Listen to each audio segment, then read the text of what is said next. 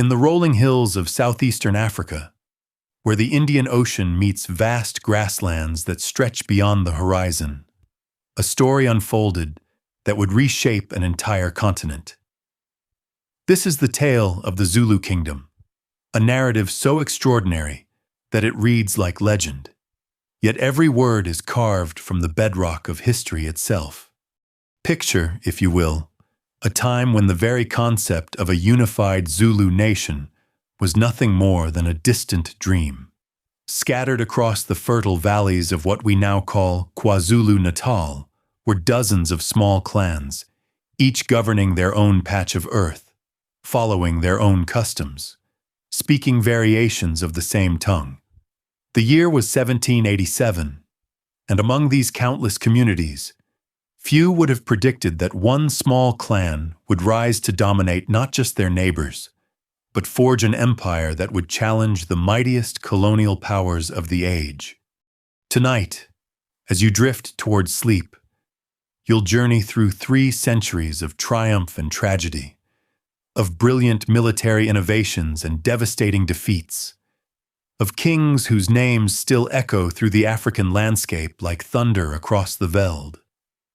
You'll witness the transformation of pastoral communities into one of history's most formidable military machines. You'll walk alongside warriors whose tactical genius revolutionized warfare itself, and stand in the shadows of leaders whose vision extended far beyond the boundaries of their birth. This is not merely a story of conquest and empire. It is the chronicle of a people who, against impossible odds, carved their identity into the very soul of southern Africa. From the humble beginnings of Senzangakona's reign to the final desperate resistance against colonial expansion, every chapter reveals how ordinary men and women can shape the destiny of nations through courage, innovation, and an unshakable belief in their own greatness. As the gentle rhythm of your breathing slows and your eyelids grow heavy, let me transport you to a world where the sound of cowhide shields clashing against assegai spears echoed across ancient battlefields, where the wisdom of ancestors guided every decision, and where a young prince named Shaka would emerge from exile to transform warfare itself, creating military tactics so effective they would be studied in academies across the globe centuries later. But our story begins long before Shaka's revolutionary campaigns, in the mists of time when the first Nguni peoples migrated southward, bringing with them cattle, iron tools, and social structures that would form the foundation of Zulu civilization. These early communities understood something profound about the land they settled, something that would sustain them through droughts, famines, and the constant pressure of neighboring tribes seeking their own place under the African sun. The origins of what would become the Zulu Kingdom stretch back into the shadows of oral tradition, where history and legend intertwine like the branches of ancient marula trees. Archaeological evidence suggests that Bantu-speaking peoples had been settling the southeastern regions of Africa for over 1,000 years before the first European ships appeared on the horizon. These communities brought with them sophisticated knowledge of agriculture, metallurgy, and social organization that would prove crucial to their survival in this challenging yet bountiful landscape. The climate of the region played a fundamental role in shaping early Zulu society. Summer rains from October to March provided the water necessary for crop cultivation, while the dry winter months required careful planning and resource management. The rolling hills and river valleys created natural boundaries between communities, but also provided the grazing lands essential for the cattle that formed the backbone of the economy and the foundation of social status. In these early centuries, before the rise of the great chiefs, life followed patterns established by countless generations. Young boys learned to tend cattle, developing the physical stamina and tactical thinking that would later prove invaluable on the battlefield. Girls mastered the intricate arts of pottery, beadwork, and food preparation that maintained the cultural fabric of their communities. Both genders participated in elaborate coming-of-age ceremonies that transformed children into adults, with clearly defined roles and responsibilities within the clan structure. The spiritual world of these early peoples was rich and complex, centered around the veneration of ancestors who were believed to continue influencing the lives of their descendants. Every significant decision, from the timing of planting seasons to the resolution of disputes, involved consultation with the Amadlozi, the ancestral spirits whose wisdom guided community leaders. This connection to the past provided stability and continuity that would prove essential during the turbulent centuries ahead. Political organization in pre-Zulu society was remarkably sophisticated for communities that had no written language. Each clan was led by an Inkosi, a chief whose authority derived from his lineage, his wisdom in settling disputes, and his success in protecting his people from external threats. The position was hereditary, typically passing from father to eldest son, but the chief's power was balanced by a council of elders who could challenge decisions and provide alternative perspectives based on their accumulated experience. The economic foundation of these communities rested primarily on cattle, which served multiple functions beyond simple subsistence. Cattle provided milk, meat, and hides for clothing and shelter construction. They were also the primary medium of exchange, used in bride price negotiations, tribute payments, and trade with neighboring clans. The size of a man's herd determined his social status and his ability to support multiple wives, which in turn increased his political influence through the extended family networks that multiple marriages created.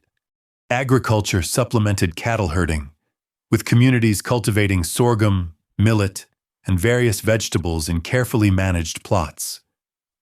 The division of labor was clearly defined, with men responsible for clearing land and heavy agricultural work, while women handled planting, weeding, and harvesting. This agricultural knowledge included sophisticated understanding of crop rotation, soil management, and seed selection that maximized yields even during difficult seasons. The military organization of early Zulu society was based on age grades, with young men of similar ages forming cohorts that trained together, fought together, and maintained lifelong bonds of loyalty and mutual support. These age regiments, known as Amabuto, provided the basic structure that Shaka would later revolutionize into the most effective military machine in southern Africa. Even in their primitive form, these regiments instilled discipline, courage, and tactical coordination that set Zulu warriors apart from their neighbors. Trade networks connected these scattered communities across vast distances, with goods and ideas flowing along established routes that followed river valleys and mountain passes. Ivory, copper, and iron goods moved inland from coastal communities, while cattle, grain, and manufactured items traveled in the opposite direction. These trade relationships created alliances and dependencies that influenced political decisions and sometimes triggered conflicts when agreements were violated or resources became scarce. The arrival of the first Portuguese navigators along the coast in the late 15th century marked the beginning of a new era, though the immediate impact on inland communities was minimal. Coastal peoples began acquiring European trade goods, including beads, metals, and eventually firearms, which gradually altered the balance of power between different groups. However, the full implications of European presence would not be felt for several centuries, allowing Zulu society to continue developing according to its own internal dynamics. Marriage customs played a crucial role in maintaining social cohesion and creating political alliances between different clans.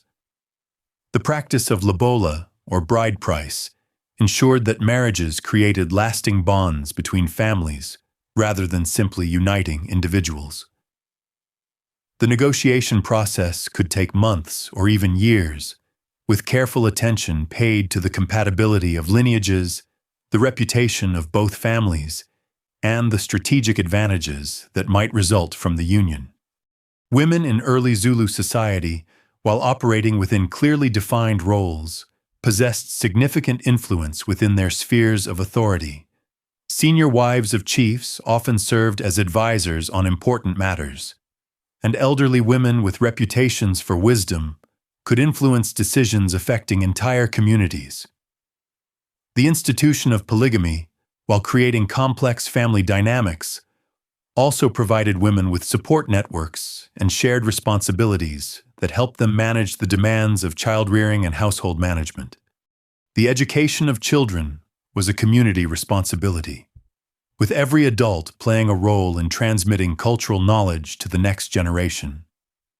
Boys learned hunting skills, cattle management, and military techniques through observation and participation rather than formal instruction. Girls acquired domestic skills, cultural knowledge, and social graces through similar apprenticeship with their mothers and other female relatives.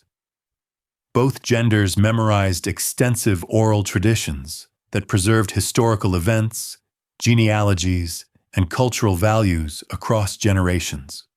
Religious practices centered around seasonal ceremonies that marked important transitions in the agricultural cycle and community life.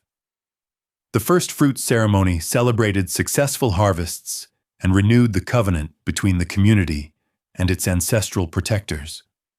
Rainmaking rituals during drought periods demonstrated the chief's spiritual authority and the community's faith in divine intervention. These ceremonies strengthened social bonds while reinforcing the cultural values that held communities together during times of crisis.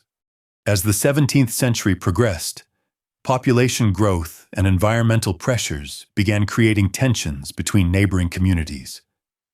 Competition for grazing lands and water sources intensified, leading to more frequent conflicts and the gradual emergence of larger political units as successful chiefs absorbed defeated rivals. This process of political consolidation would accelerate dramatically in the following century, setting the stage for the revolutionary changes that would transform scattered clans into the mighty Zulu Kingdom. The stage was now set for the emergence of leaders who would harness these ancient traditions and forge them into something unprecedented in African history. Among the many clans scattered across the landscape, the small Zulu clan, led by their chief Senzangakona, was about to produce a son whose vision and military genius would unite these disparate communities under a single banner and create an empire that would challenge the greatest powers of the age.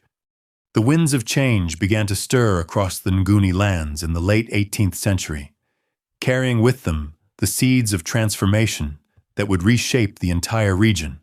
Population pressures, driven by improved agricultural techniques and relatively peaceful conditions, had led to unprecedented growth among the scattered clans. What had once been sufficient grazing land for modest herds now seemed cramped and contested. Water sources that had sustained communities for generations became flashpoints for territorial disputes. Into this increasingly volatile landscape was born Senzangakona Kajama, who would become chief of the Zulu clan around 1781. The Zulus at this time were unremarkable among the dozens of small chiefdoms that dotted the region. Their territory encompassed perhaps 30 square miles of rolling hills and river valleys, home to no more than 1,500 souls. Their cattle herds were modest, their military reputation unremarkable, and their political influence minimal compared to larger neighbors like the Ndwandwe, Mthethwa, and Kwabe clans. Yet within this seemingly insignificant community, forces were already in motion that would elevate the Zulu name to legendary status. Senzangakona himself was a man of complex character, possessed of the political cunning necessary to navigate the treacherous waters of interclan diplomacy while maintaining the respect of his own people. He understood that survival in this changing world would require more than traditional approaches to leadership and warfare. The social structure of Senzangakona's Zulu clan reflected patterns common throughout the region, yet with subtle differences that would prove significant in the years to come. The chief's homestead, or umuzi, served as both political center and spiritual heart of the community. Here, important decisions were made in consultation with senior advisors, disputes were resolved according to customary law, and ceremonies were conducted to maintain harmony with the ancestral spirits who watched over the clan's welfare.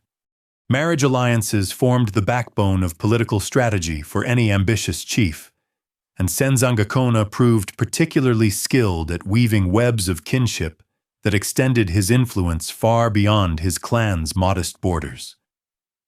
His marriages to women from neighboring chiefdoms created bonds of obligation and mutual support that would serve him well during the turbulent years ahead. Each wife brought with her not only the immediate benefits of alliance with her birth clan, but also the potential for sons who might one day rule or serve as influential leaders in their own right. Among these marriages, one would prove to have consequences that neither Senzangakona nor anyone else could have predicted. His relationship with Nandi, a woman from the neighboring Langeni clan, began as what was intended to be a temporary liaison during a traditional courtship ritual. According to Zulu custom, young unmarried people were permitted certain intimacies during specific ceremonies, but these encounters were not supposed to result in pregnancy or permanent relationships outside of formal marriage negotiations. When Nandi became pregnant, the situation created a diplomatic crisis that threatened to disrupt carefully maintained relationships between the clans. The Langeni elders, embarrassed by what they viewed as their daughter's improper conduct, initially denied that she was pregnant at all. They claimed instead that she was suffering from a stomach ailment caused by the Shaka beetle, using this dismissive explanation to avoid acknowledging the more serious implications of the situation. The child born from this controversial union would be given the name Shaka, derived from the very beetle that had supposedly caused his mother's illness. This name would prove prophetic in ways that no one could have imagined, as the boy would indeed become an irritant to his enemies, but one that would grow into something far more dangerous than anyone anticipated. Nandi's status as an unofficial wife placed her son in a precarious position within Zulu society. While Shaka was acknowledged as Senzangakona's child, his irregular birth circumstances meant that he would face challenges and obstacles that legitimate heirs would not encounter. This marginal status would shape his character profoundly, instilling in him a fierce determination to prove his worth and a deep understanding of how power operated within traditional structures. The early years of Shaka's life were marked by tension and uncertainty. Nandi's strong personality and outspoken nature clashed with the expectations of how a chief's wife should behave, creating friction within Senzangakona's household. Her fierce protection of her son's interests and her refusal to accept secondary status for herself or her child led to increasingly bitter conflicts with other wives and their supporters within the clan. These domestic disputes reflected larger patterns of stress within Zulu society, as traditional structures struggled to accommodate changing circumstances. The old ways of resolving conflicts through discussion and compromise seemed inadequate for dealing with the new pressures created by population growth, resource competition, and the increasing militarization of interclan relationships. Young Shaka absorbed these lessons in political maneuvering and social dynamics from his earliest years. He witnessed how power operated, how alliances formed and dissolved, and how individual strength and cunning could overcome the disadvantages of birth or circumstance. These observations would later inform his revolutionary approach to military organization and political control. The relationship between Senzangakona and his controversial son was complex and often strained. While the chief acknowledged Shaka's intelligence and potential, he also recognized the destabilizing effect that the boy's presence had on clan harmony. This tension came to a head when Shaka was still quite young, leading to a decision that would exile him from his birthright, but ultimately forge him into the weapon that would transform southern Africa. The immediate cause of Shaka's exile remains debated among historians, but the consequences were clear. Nandi was forced to take her son and leave Senzangakona's territory, seeking refuge among her own people, the Langeni. This rejection by his father's clan was devastating for young Shaka, who found himself caught between two worlds, fully accepted by neither. Life among the Langeni proved difficult for both mother and son. Nandi's return to her birth clan was seen as evidence of failure, and her son was viewed with suspicion as a potential source of future conflict. Shaka endured constant reminders of his marginal status, facing mockery and exclusion from other children while struggling to find his place within a community that viewed him as an unwelcome outsider. These formative experiences of rejection and humiliation would leave lasting marks on Shaka's personality. He developed a fierce independence, a deep distrust of traditional authority structures, and an burning ambition to prove his worth through achievement rather than birthright. The pain of exile would fuel his later drive for power and recognition, but it would also give him unique insights into the weaknesses of conventional political systems. As Shaka matured during his exile, he began displaying the exceptional physical abilities and tactical intelligence that would later make him legendary. His height, strength, and natural athleticism set him apart from his age mates, while his quick mind grasped military concepts and strategies with remarkable ease.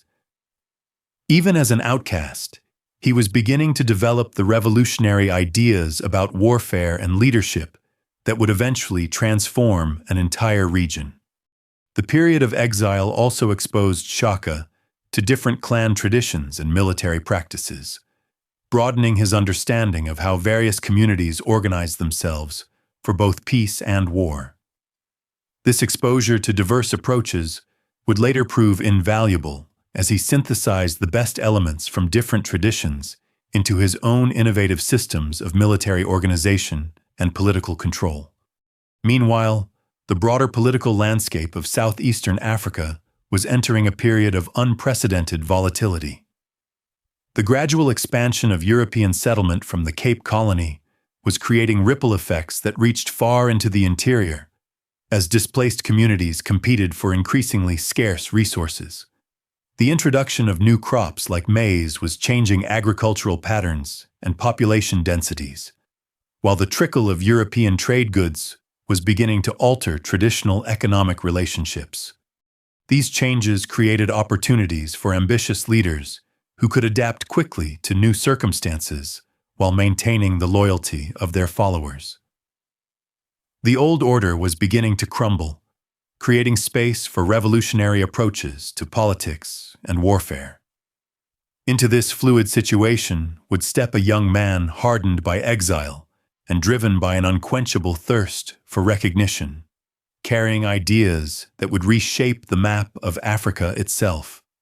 The transformation of southeastern Africa accelerated as the 18th century drew to a close, driven by forces that few could fully comprehend at the time. The delicate balance that had maintained relative stability among the scattered clans for generations was beginning to shift, creating opportunities for those bold enough to seize them and catastrophe for those who clung too rigidly to traditional ways. Among the most significant of these emerging powers was the Mthethwa Confederation, led by the astute chief Dingiswayo. Unlike many of his contemporaries who remained focused on local concerns, Dingiswayo possessed a vision that extended far beyond the boundaries of his own territory. He had traveled widely in his youth, some say as far as the Cape Colony, where he witnessed firsthand the organizational methods and military technologies of European settlers.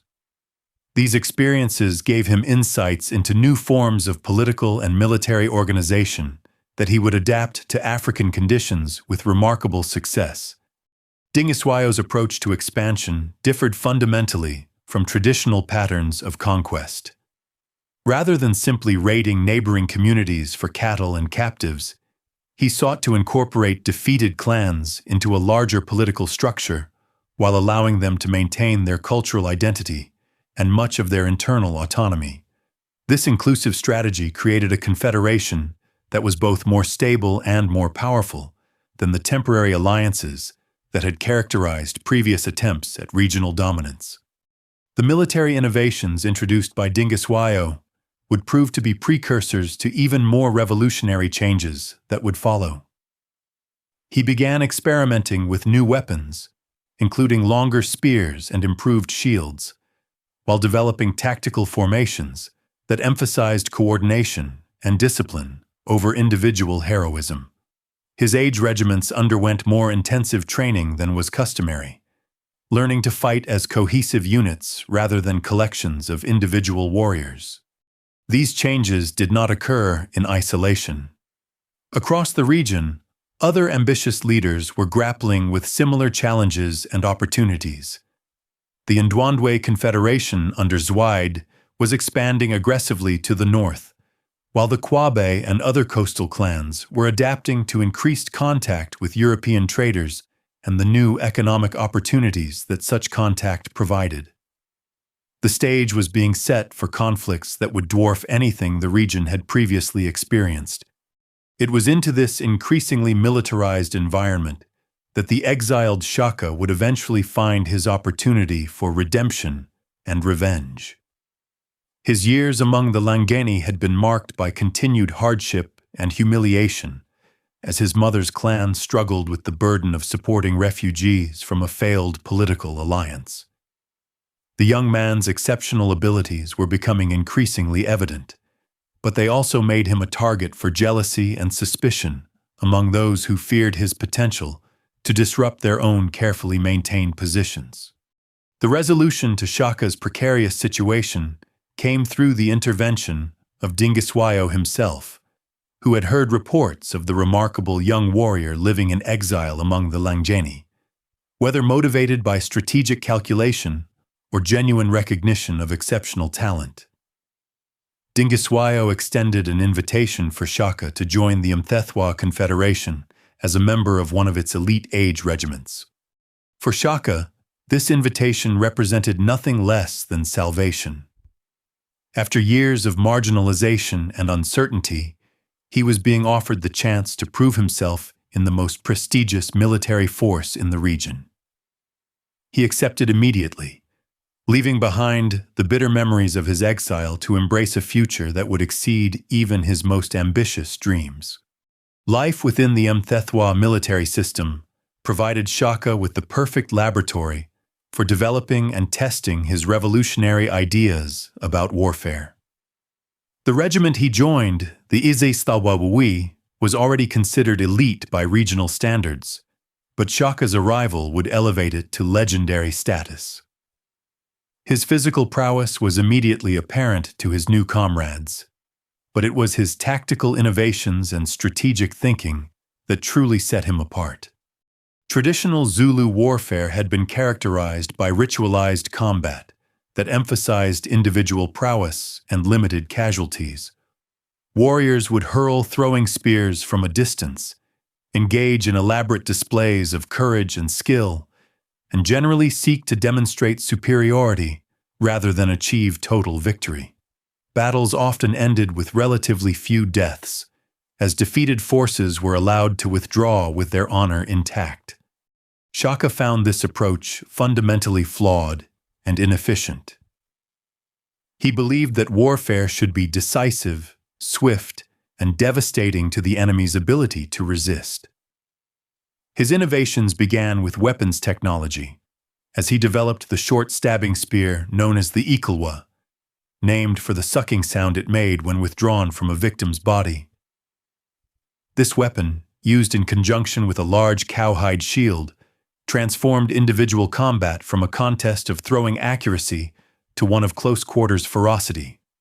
The tactical implications of these weapon changes were profound. Instead of maintaining distance from enemies while hurling spears, Shaka's warriors would charge directly into enemy formations, using their shields to deflect incoming projectiles while closing to stabbing range. This required exceptional courage and training, but it also made battles far more decisive, as enemy forces faced the choice between total victory or total defeat. Beyond individual combat techniques, Shaka began developing new approaches to unit organization and battlefield tactics. He experimented with formations that would later become known as the Horns of the Beast, where central forces would engage the enemy directly while flanking units swept around to attack from the sides and rear. This envelopment strategy required precise coordination and timing, but when executed properly, it could destroy enemy forces completely rather than simply defeating them. The psychological impact of these new fighting methods was as important as their tactical effectiveness. Enemies who faced Shaka's warriors quickly learned that retreat was often impossible and that traditional rules of combat no longer applied. This reputation for ruthless efficiency began to precede his forces, causing some opponents to surrender without fighting rather than face certain destruction. Dingiswayo watched these developments with growing interest and concern. While he appreciated Shaka's military genius and the advantages it provided to the Mthethwa Confederation, he also recognized the potentially destabilizing effects of such revolutionary approaches to warfare. The traditional balance of power among regional clans depended partly on the limited nature of military conflicts, and Shaka's methods threatened to upset that balance permanently. Nevertheless, the immediate benefits of Shaka's innovations were too valuable to ignore. His regiment consistently achieved victories that enhanced the Mthethwa Confederation's prestige and power, while his tactical concepts began to influence other units within Dingiswayo's forces. The young exile was becoming indispensable to his patron's military success, even as his revolutionary ideas challenged fundamental assumptions about how warfare should be conducted. The personal relationship between Dingiswayo and Shaka was complex, combining genuine mutual respect with underlying tensions about the direction of military development. Dingiswayo recognized Shaka's exceptional abilities and valued his contributions to Mthethwa's success, but he also sought to moderate the young warrior's more extreme tendencies. He understood that total warfare might achieve short-term victories while creating long-term instabilities that could threaten the entire confederation. Shaka, for his part, was grateful for the opportunities that Dingiswayo had provided, but he chafed at restrictions that prevented him from fully implementing his military vision. He saw traditional limitations on warfare as weakness rather than wisdom, and he believed that decisive action was preferable to prolonged uncertainty. These philosophical differences would eventually create strains in their relationship, though both men continued to benefit from their alliance. The broader implications of Shaka's military innovations were becoming apparent to observers throughout the region. Traditional approaches to conflict resolution were proving inadequate for dealing with forces that refused to abide by conventional rules of engagement. Communities that had previously felt secure behind distance and diplomatic relationships began to recognize that new forms of protection would be necessary in this changing environment. Some clans responded to these challenges by seeking alliance with the Mthethwa Confederation, hoping to gain protection through association with its powerful military forces. Others began implementing their own military reforms, attempting to develop countermeasures to Shaka's tactical innovations. A few, recognizing the futility of direct military competition, sought safety through isolation or submission to stronger powers. The economic foundations of traditional society were also beginning to shift under the pressure of these military changes. Cattle raiding, which had previously been a relatively limited activity governed by complex social rules, was becoming more systematic and devastating as new military capabilities made large-scale operations possible. Communities were forced to devote increasing resources to defense, reducing the time and energy available for productive activities. Trade relationships, which had previously operated according to established customs and mutual trust, became more dangerous and unpredictable as military considerations began to override commercial ones. Routes that had been secure for generations suddenly became hazardous, while new opportunities emerged for those bold enough to exploit the changing circumstances. The social fabric of regional communities was experiencing similar stresses as traditional authority structures struggled to adapt to new realities. Chiefs who had maintained power through wisdom and diplomatic skill found themselves challenged by subordinates who possessed superior military capabilities. Age grades and clan loyalties, which had provided stability for generations, were being tested by the demands of continuous military preparation and the attractions of service with more successful military leaders. Women's roles within society were also beginning to change as the militarization of daily life created new opportunities and challenges. While traditional restrictions on female participation in warfare remained largely intact, women found themselves taking on increased responsibilities for maintaining communities while men were absent on campaign. Some exceptional individuals began to exercise political influence that would have been unthinkable in earlier generations. Young men faced particularly difficult choices as traditional paths to status and recognition were disrupted by changing military and political circumstances. Service with successful military leaders offered opportunities for rapid advancement, but it also meant abandoning family and community ties that had previously defined identity and belonging. The old certainties were disappearing, replaced by a more fluid, but also more dangerous social environment. As the first decade of the 19th century progressed, it became increasingly clear that the changes initiated by leaders like Dingiswayo and accelerated by innovators like Shaka were irreversible.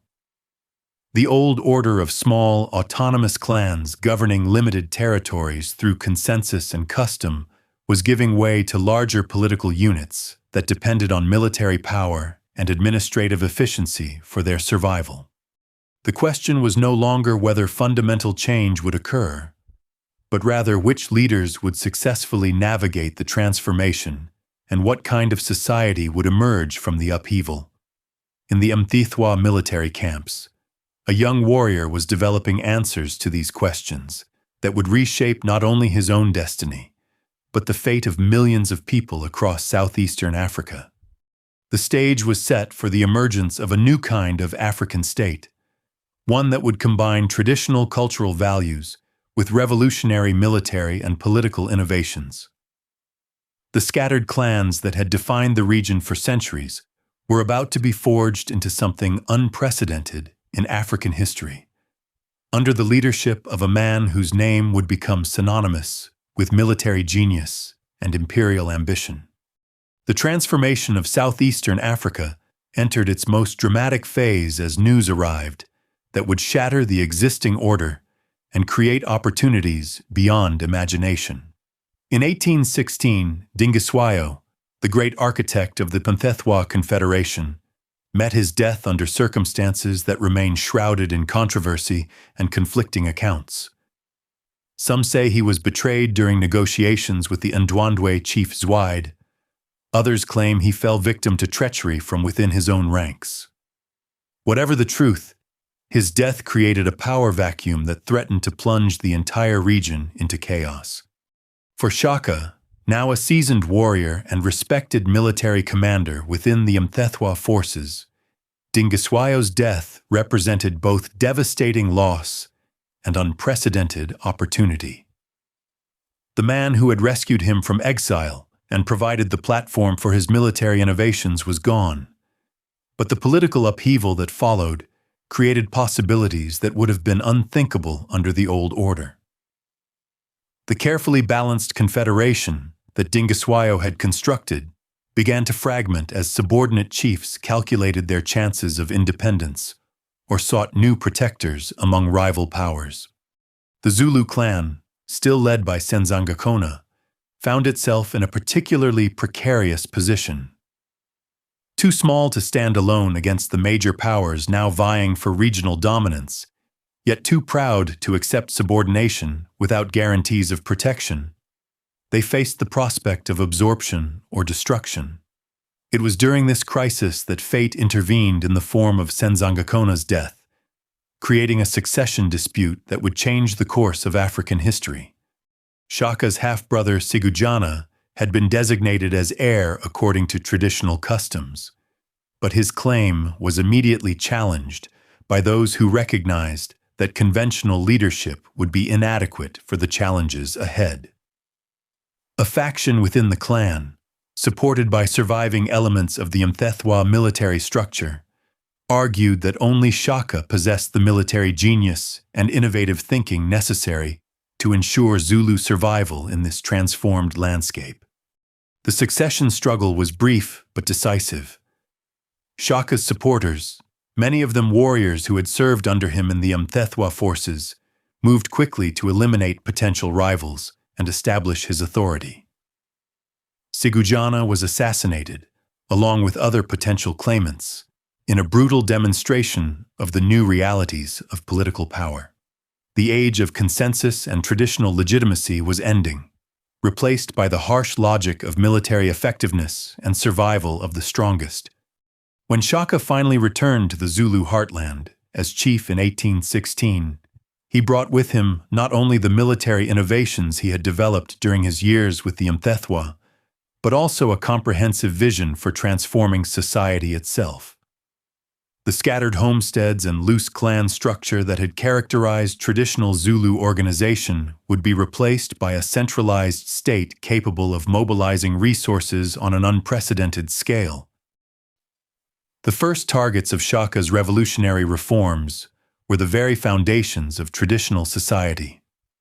The age grade system, which had previously served primarily social and ceremonial functions, was militarized and expanded into a comprehensive framework for organizing the entire population. Every male between the ages of 20 and 40 was incorporated into age regiments that served not only as military units, but as instruments of social control and economic organization. These regiments, known as amabutho, were housed in military kraals scattered throughout Zulu territory, creating a network of fortified positions that could respond rapidly to threats while serving as centers for training and indoctrination. The warriors lived under strict military discipline, forbidden to marry until they had proven themselves in battle and received permission from the king. This system created a large force of motivated young men whose primary loyalty was to Shaka personally rather than to traditional clan structures. The weapons revolution that Shaka had begun during his service with the Mthethwa was implemented systematically throughout the Zulu military. The long throwing spears that had characterized traditional warfare were replaced by the short stabbing assegai, while shields were enlarged and standardized to provide better protection during close combat.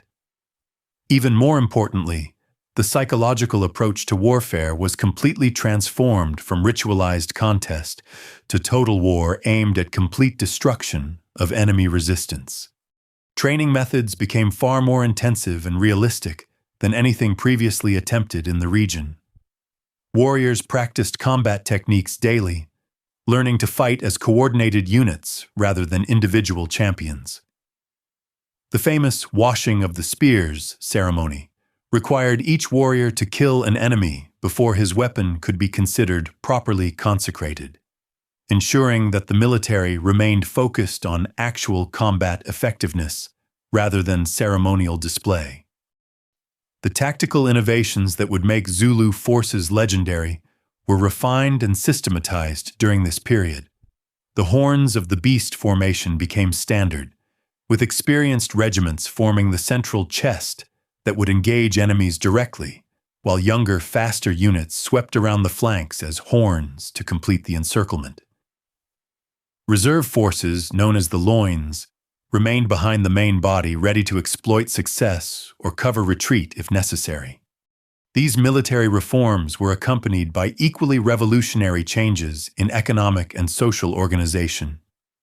Cattle, the traditional foundation of wealth and status, were increasingly concentrated under royal control and redistributed according to military service and loyalty to the state. Traditional chiefs found their authority undermined as administrative functions were transferred to military commanders appointed by Shaka personally.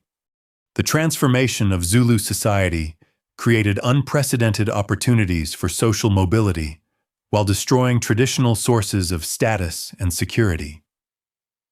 Young men from humble backgrounds could rise to positions of great influence through military service, while established nobles found their inherited privileges worthless without royal favor.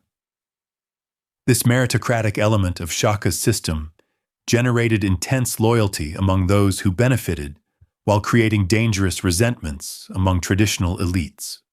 Women's roles within this new society remained largely traditional in formal terms, but the practical implications of constant military mobilization created new responsibilities and opportunities. With large numbers of men absent on campaign for extended periods, women took on increased responsibilities for agricultural production and local administration. Some exceptional individuals, particularly female relatives of the king, began to exercise significant political influence through their access to royal councils and their ability to intercede on behalf of petitioners. The religious and cultural dimensions of this transformation were as profound as the military and political changes. Traditional ceremonies and customs were either eliminated entirely or modified to serve the needs of the centralized state. The annual first fruits ceremony became an occasion for reviewing military units and demonstrating royal power, while ancestor veneration was increasingly focused on the royal lineage rather than individual clan traditions. Shaka's personal role in these transformations cannot be overstated. Unlike traditional chiefs who ruled through consensus and consultation, he established himself as an absolute monarch whose word was law and whose decisions could not be questioned. His court became the center of all political activity, with chiefs and commoners alike required to seek royal permission for major decisions. This concentration of authority enabled rapid implementation of reforms, but also created dangerous dependencies on the king's personal judgment and emotional stability. The psychological impact of these changes on Zulu society was immense. Traditional certainties about social roles, family relationships, and community obligations were swept away in a single generation. While many embraced the opportunities created by the new order, others struggled to adapt to requirements that contradicted everything they had been taught about proper behavior and social organization. The first military campaigns under Shaka's leadership demonstrated the devastating effectiveness of his innovations, while serving notice to neighboring communities that the old rules of engagement no longer applied. The Langini clan, among whom Shaka had endured years of humiliation during his exile, were among the first to experience the full fury of the new Zulu military machine. The campaign was as much about personal revenge as strategic necessity, and its brutality shocked even hardened warriors accustomed to violence. Traditional patterns of conflict resolution, through negotiation and compromise, became impossible when dealing with Zulu forces. Communities faced with Shaka's advancing armies found that submission offered the only alternative to complete destruction. Those who submitted were incorporated into the expanding Zulu state, while those who resisted were eliminated with a thoroughness that left no possibility of future rebellion. The ripple effects of these early conquests spread throughout the region as communities struggled to understand and respond to this new form of warfare. Some sought safety through alliance with other powers, while others attempted to develop their own military reforms in imitation of Zulu methods. A few, recognizing the futility of resistance, began the process of voluntary submission that would eventually bring vast territories under Zulu control. The economic implications of Zulu expansion were equally transformative. Cattle captured during campaigns were redistributed according to royal policy rather than traditional customs, creating new patterns of wealth and dependency. Agricultural lands were reorganized to support the military kraals, while tribute from subject communities provided resources for further expansion. The traditional economy based on local self-sufficiency was replaced by a redistributive system centered on royal authority. Trade relationships throughout the region were disrupted as traditional routes became unsafe and established partnerships were dissolved by political upheaval. Some communities found new opportunities in supplying the expanding Zulu state with specialized goods and services, while others saw their commercial networks destroyed by military campaigns. The emergence of the Zulu Kingdom as the dominant regional power created both obstacles and opportunities for long-distance trade connections. The cultural impact of Zulu expansion extended far beyond the boundaries of direct political control. Communities throughout southeastern Africa began adopting Zulu military techniques, social organizations, and cultural practices as they sought to compete with or appease this new power. The Zulu language began to serve as a lingua franca for military and political communication across diverse ethnic groups. As the 1820s progressed, the Zulu Kingdom under Shaka's leadership had transformed from a minor clan into the dominant force in southeastern Africa. The revolutionary changes in military organization, political structure, and social relationships had created a state unlike anything previously seen in the region. Traditional patterns of life that had persisted for centuries were swept away in less than a decade, replaced by institutions that would shape the destiny of millions of people. Yet even as Shaka celebrated his triumphs and expanded his dominion, new challenges were emerging that would test the stability of his revolutionary creation. The very success of his military innovations was generating responses from neighboring powers that threatened to create conflicts on a scale that would dwarf anything yet experienced.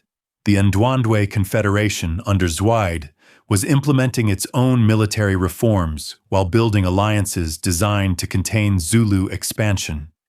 More ominously, reports were reaching the interior of strange, pale-skinned people, establishing permanent settlements along the coast, bringing with them weapons and technologies that could potentially neutralize the military advantages on which Zulu power depended. The isolation that had allowed African societies to develop according to their own internal dynamics was beginning to break down as global forces started to impinge directly on local affairs. The stage was set for conflicts that would determine not only the fate of the Zulu Kingdom, but the future of southern Africa itself. The revolutionary changes that Shaka had initiated were about to be tested against challenges that would require all of his military genius and political acumen to survive. The young exile who had transformed himself into a king was about to face trials that would determine whether his creation could endure the storms that were gathering on every horizon. The first true test of Shaka's revolutionary military machine came not from distant enemies, but from the very heart of traditional power in the region. Zwaide, the formidable chief of the Ndwandwe Confederation, had watched the rise of Zulu power with growing alarm and determination. Unlike many of his contemporaries who dismissed Shaka as an upstart, Zwaide possessed the strategic vision to recognize that this new form of warfare represented an existential threat to all established authorities. The Ndwandwe had been expanding their own influence for decades, absorbing smaller clans through a combination of military pressure and diplomatic maneuvering. Their territory stretched across vast swaths of northern KwaZulu-Natal, encompassing dozens of tributary communities and commanding resources that dwarfed those available to the upstart Zulu Kingdom. Zwaide's military forces, while organized along more traditional lines, were numerous, experienced, and led by commanders who had proven themselves in countless campaigns. The inevitable confrontation between these two powers began with a series of border skirmishes and cattle raids that escalated throughout 1817 and 1818. Both sides tested each other's strength while seeking advantages through alliance building and strategic positioning. The stakes were clear to all observers. The winner would emerge as the dominant force in southeastern Africa, while the loser faced complete destruction. Shaka's preparations for this conflict revealed the full scope of his military genius. Rather than simply mobilizing his forces for conventional warfare, he implemented a comprehensive strategy that combined military innovation with psychological warfare and intelligence gathering. Spies were sent throughout Ndwandwe territory to assess enemy strengths and weaknesses, while false information was deliberately leaked to confuse Zwide's planning. The Zulu military was reorganized and expanded, with new regiments created and existing units refined to peak effectiveness. The first major engagement came at Gakokli Hill in 1818, when a large Ndwandwe force attempted to crush the Zulu Kingdom before it could consolidate its recent conquests. The battle demonstrated both the strengths and limitations of Shaka's tactical innovations when faced with a competent enemy fighting on favorable terrain. The Ndwandwe forces, while organized along traditional lines, were numerous enough to absorb the initial shock of Zulu attacks while maintaining cohesion under pressure. The fighting was fierce and prolonged, with neither side able to achieve the decisive victory that their strategies demanded. Shaka's warriors fought with the discipline and ferocity that had made them legendary, but they faced opponents who were equally motivated and fighting to defend their own homeland. The horns of the beast formation proved less effective against an enemy that anticipated encirclement and had prepared countermeasures to prevent complete surrounding. As the battle raged throughout the day, both armies suffered casualties that would have ended traditional conflicts, but the new realities of total warfare meant that neither side could afford to withdraw without achieving their objectives. The Ndwandwe needed to demonstrate that Zulu forces could be defeated, while Shaka required victory to maintain the momentum of his expansion and the loyalty of his recently incorporated subjects. The turning point came through a combination of tactical adaptation and individual heroism that exemplified the best qualities of Zulu military culture. When frontal assaults failed to break Ndwandwe resistance, Shaka personally led a concentrated attack against a specific point in the enemy line, using his intimate knowledge of terrain and enemy positions to achieve local superiority at the crucial moment. The breakthrough that followed allowed Zulu forces to roll up the Ndwandwe flanks and transform tactical advantage into strategic victory. The aftermath of Gakokli Hill sent shockwaves throughout the region as news spread of the Ndwandwe defeat. Communities that had been wavering in their allegiances quickly moved to align themselves with Zulu power, while others began desperate preparations for what seemed like inevitable conquest. The psychological impact of the victory was as important as its immediate military consequences, establishing Shaka's reputation as an invincible war leader whose forces could overcome any opposition. Yet Zwide was far from finished, and the resources of the Ndwandwe Confederation remained formidable despite this setback. The defeat at Gakokli Hill had taught valuable lessons about Zulu military capabilities, while also revealing potential weaknesses that could be exploited in future engagements. Throughout 1818 and early 1819, both sides prepared for what everyone recognized would be the decisive confrontation that would determine the future of the region. Shaka used this breathing space to implement further military reforms and consolidate his control over recently conquered territories. The age regiment system was expanded and refined, with new units created from the warriors of absorbed clans and existing regiments reorganized for maximum effectiveness. Training intensified as lessons learned from the Jiakli Hill battle were incorporated into standard tactical procedures, while new weapons and equipment were developed to address identified shortcomings. The intelligence network that Shaka had established throughout the region provided detailed information about Ndwandwe preparations and strategic planning. These reports revealed that Zwaid was mobilizing the largest military force in the Confederation's history, calling upon tributary chiefs and allied communities to contribute warriors for what he openly declared would be the final campaign against Zulu power. The coming conflict would involve tens of thousands of warriors on both sides, making it the largest military engagement in the region's recorded history. Shaka's response to these preparations demonstrated the strategic thinking that complemented his tactical innovations. Rather than waiting passively for the Ndwandwe attack, he implemented a comprehensive defensive strategy that would force the enemy to fight on terms that favored Zulu advantages while minimizing their numerical superiority. The civilian population was evacuated from border areas, cattle were moved to secure locations, and food supplies were cached in hidden locations throughout the territory. Most importantly, Shaka ordered the systematic destruction of all resources that might support an invading army. Grain stores were burned, water sources were poisoned or blocked, and grazing lands were stripped bare of anything that could sustain enemy forces during an extended campaign. This scorched earth policy would force the Ndwandwe to carry all their supplies with them, limiting their operational flexibility while increasing the logistical burden of maintaining such a large force in the field. The psychological preparation for this decisive conflict was as thorough as the material arrangements.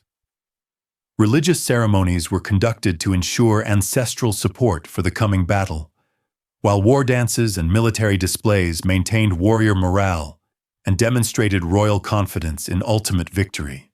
The entire Zulu Kingdom was mobilized for total war, with every resource and every person dedicated to the struggle for survival against overwhelming odds. When the Ndwandwe invasion finally began in early 1819, it proceeded according to traditional patterns that played directly into Shaka's strategic planning.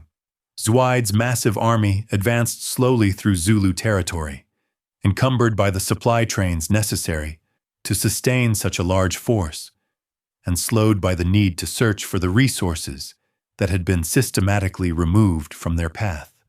The absence of immediate resistance created an illusion of easy victory that masked the trap being prepared for the invaders. Shaka's forces conducted a fighting withdrawal that drew the Ndwandwe deeper into Zulu territory while avoiding decisive engagement until conditions favored the defenders.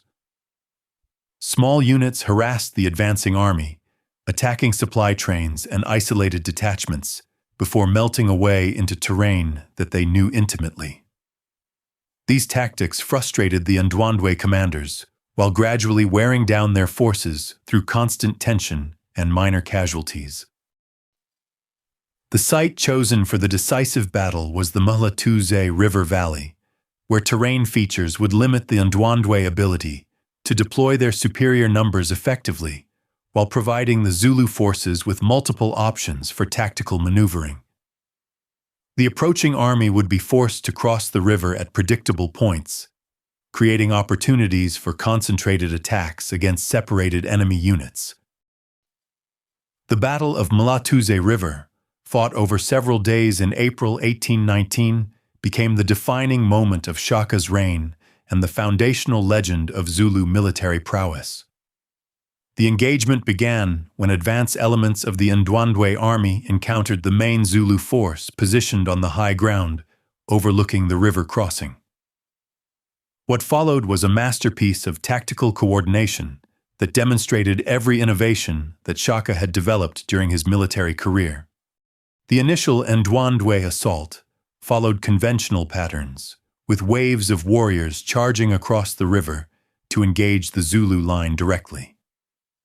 These attacks were met by disciplined resistance that absorbed the enemy momentum, while inflicting heavy casualties through superior weapons and training.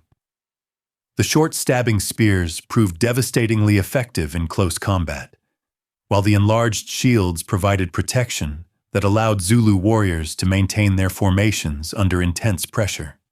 As the battle developed, Shaka implemented the envelopment tactics that had become his trademark, but on a scale and with a complexity that surpassed all previous engagements. While the central Zulu forces held firm against frontal attacks, carefully concealed flanking units moved into position to strike the Ndwandwe from unexpected directions. The timing and coordination required for such maneuvers represented the pinnacle of military professionalism in pre-industrial Africa. The psychological impact of these tactical successes was amplified by Shaka's personal leadership during the most critical moments of the battle. Contemporary accounts describe him moving among his warriors, encouraging the wavering, directing tactical adjustments, and personally leading charges at points where enemy pressure threatened to break Zulu lines. His presence on the battlefield served as both inspiration and practical command authority that maintained unit cohesion under extreme stress. The collapse of Ndwandwe resistance came suddenly and completely when their commanders realized that their tactical position had become hopeless. The envelopment that Shaka had orchestrated left large portions of the enemy army cut off from retreat routes, while the systematic destruction of their supply lines meant that withdrawal would be as dangerous as continued fighting. The choice facing individual Ndwandwe warriors became surrender or death, and many chose to submit rather than face certain destruction. The aftermath of Mhlathuze River established Shaka as the undisputed master of southeastern Africa, while effectively ending the Ndwandwe Confederation as an independent power. Zwide himself managed to escape with a portion of his forces, but the military strength that had taken decades to build was destroyed in a matter of days. The psychological impact of such a complete victory resonated throughout the region as communities that had never heard of the Zulus suddenly found themselves facing the choice between submission and extinction. The prisoners taken during the battle faced a fate that reflected Shaka's revolutionary approach to warfare and political control. Rather than following traditional practices of ransoming or enslaving captives, many were incorporated directly into the Zulu military system, after demonstrating their willingness to transfer their loyalty to their new ruler. This policy of assimilation transformed potential sources of ongoing resistance into productive components of the expanding Zulu state. The territorial consequences of the Ndwandwe defeat were immediate and far-reaching. Communities throughout the region began sending delegations to offer submission to Shaka, while others simply abandoned their traditional territories and fled to areas beyond the reach of Zulu power. The political map of southeastern Africa was being redrawn as the old system of independent chiefdoms gave way to a new order dominated by centralized military states. Yet even as Shaka celebrated his greatest triumph, the very completeness of his victory was creating new challenges that would test his political and military genius in ways that battlefield tactics could not address. The rapid expansion of Zulu territory brought diverse communities under royal control, each with their own traditions, languages, and potential sources of resistance to centralized authority. Managing this diversity while maintaining the military efficiency that had made conquest possible would require administrative innovations as revolutionary as the tactical changes that had won the wars. The economic implications of such rapid territorial expansion were equally complex. The traditional cattle-based economy of the Zulu heartland was inadequate for governing territories that encompassed different ecological zones and economic systems. New methods of resource extraction, distribution, and control would be needed to transform military conquest into sustainable political authority. Most ominously, the very success of Zulu military innovations was beginning to generate responses from neighboring powers that threatened to create conflicts on an even larger scale. The remnants of the Ndwandwe Confederation had fled northward, carrying with them both knowledge of Zulu tactics and burning desire for revenge. Other regional powers were studying the lessons of Shaka's victories, while implementing their own military reforms designed to counter Zulu advantages. The isolation that had allowed African military systems to develop according to their own internal logic was also beginning to break down as European influence expanded inland from coastal settlements. Reports were reaching Shaka's court of strange, pale-skinned people with powerful weapons and incomprehensible technologies who were establishing permanent bases along the coast. These developments would soon force the Zulu Kingdom to confront challenges that purely African military innovations might prove inadequate to address. As the 1820s progressed, Shaka stood at the pinnacle of his power, master of a kingdom that stretched across vast territories and commanded the loyalty of hundreds of thousands of subjects. The exile who had been rejected by his own clan had transformed himself into the most powerful ruler in southern Africa, commanding military forces that were feared and respected from the coast to the interior highlands. Yet the very magnitude of his achievements was creating pressures and expectations that would ultimately prove impossible to sustain. The consolidation of Zulu power after the Ndwandwe victory required administrative innovations that were as revolutionary as the military reforms that had made conquest possible. The traditional structures of clan leadership and customary law that had governed small communities for generations proved inadequate for managing a kingdom that encompassed dozens of different ethnic groups and hundreds of thousands of subjects scattered across territories larger than many European nations. Shaka's solution to these administrative challenges reflected the same systematic thinking that had transformed Zulu military capabilities. The age regiment system that served as the foundation of military organization was expanded to encompass virtually all aspects of social and economic life within the kingdom. Young men and women were organized into groups that served not only as military units, but as labor forces for public works, agricultural production, and resource management. The military kraals that housed these regiments became the basic administrative units of the expanded kingdom, serving as centers for tax collection, legal proceedings, and communication with the royal court. Each kraal was commanded by an induna, a royal appointee whose authority derived directly from the king rather than from traditional clan relationships. This system created a hierarchy of control that bypassed traditional sources of authority while ensuring that royal commands could be implemented rapidly throughout the kingdom. The legal system that emerged under Shaka's rule represented a fundamental departure from traditional practices of consensus-based dispute resolution. Royal courts were established at major centers throughout the kingdom, staffed by appointed judges who applied standardized legal principles rather than local customs. The king himself served as the ultimate legal authority, with the power to overturn any decision and to establish new legal precedents through royal decree. This centralization of legal authority served multiple purposes beyond simple administrative efficiency. It broke down the autonomy of local communities while establishing royal control over the resolution of disputes that had previously been handled through clan-based mechanisms. It also created opportunities for social mobility, as individuals could appeal local decisions to higher authorities and potentially gain royal favor through their legal proceedings. The economic transformation of the Zulu Kingdom proceeded along similarly revolutionary lines. The traditional cattle-based economy was systematized and expanded, with royal herds managed through the same administrative structures that controlled military organization. Cattle captured during military campaigns were distributed according to royal policy rather than traditional customs, creating new patterns of wealth and dependency that reinforced political loyalty to the crown. Agricultural production was reorganized to support the military kraals and provide surplus for trade and royal ceremonies.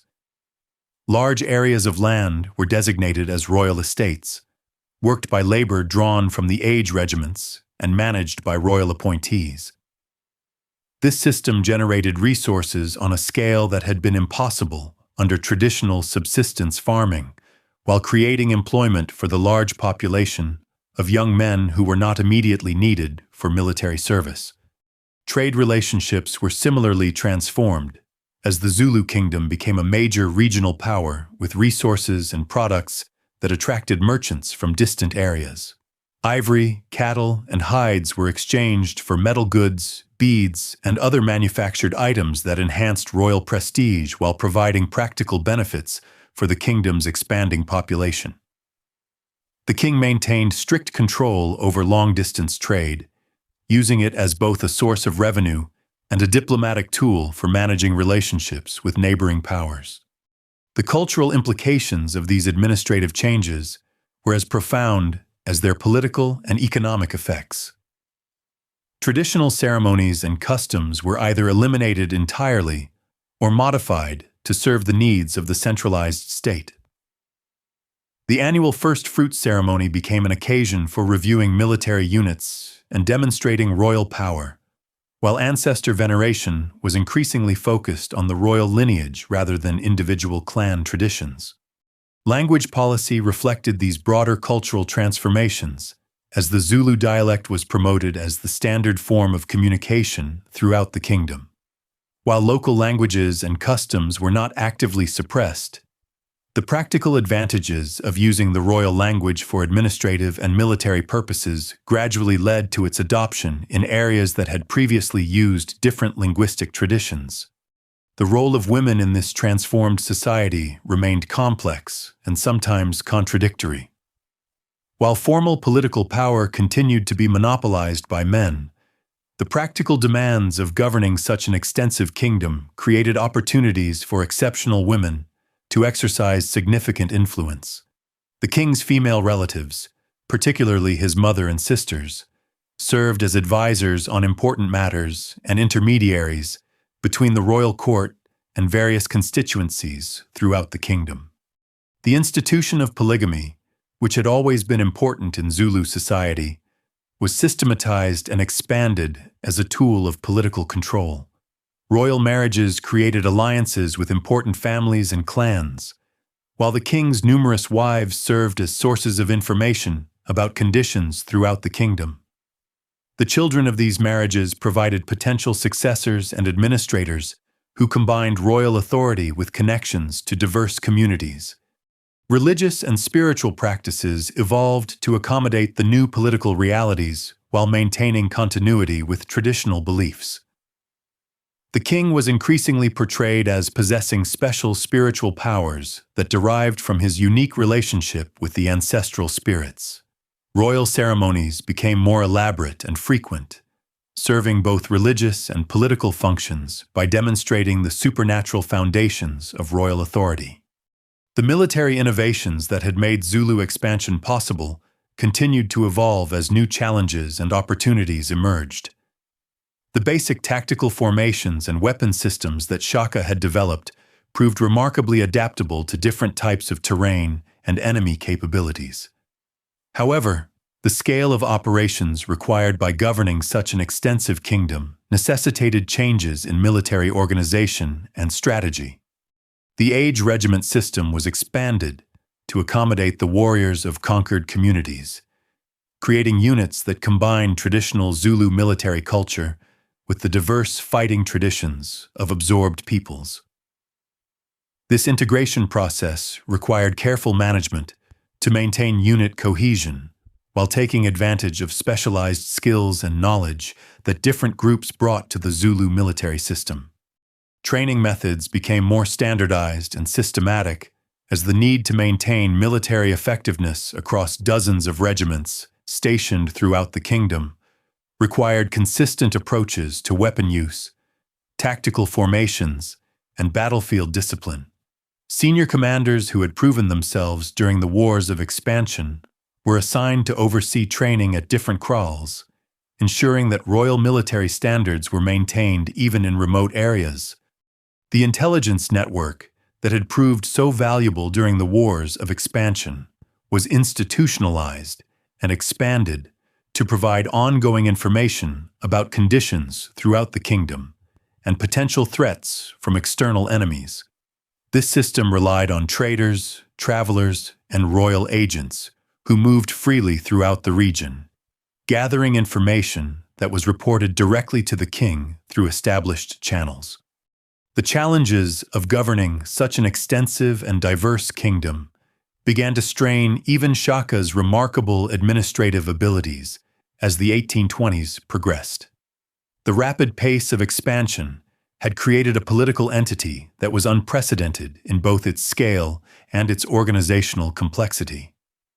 Traditional African political systems provided few models for managing such challenges, while the innovative solutions that Shaka had developed required constant personal supervision to function effectively. The psychological pressures of absolute rule began to affect the king's behavior and decision-making in ways that created concern among his closest advisors.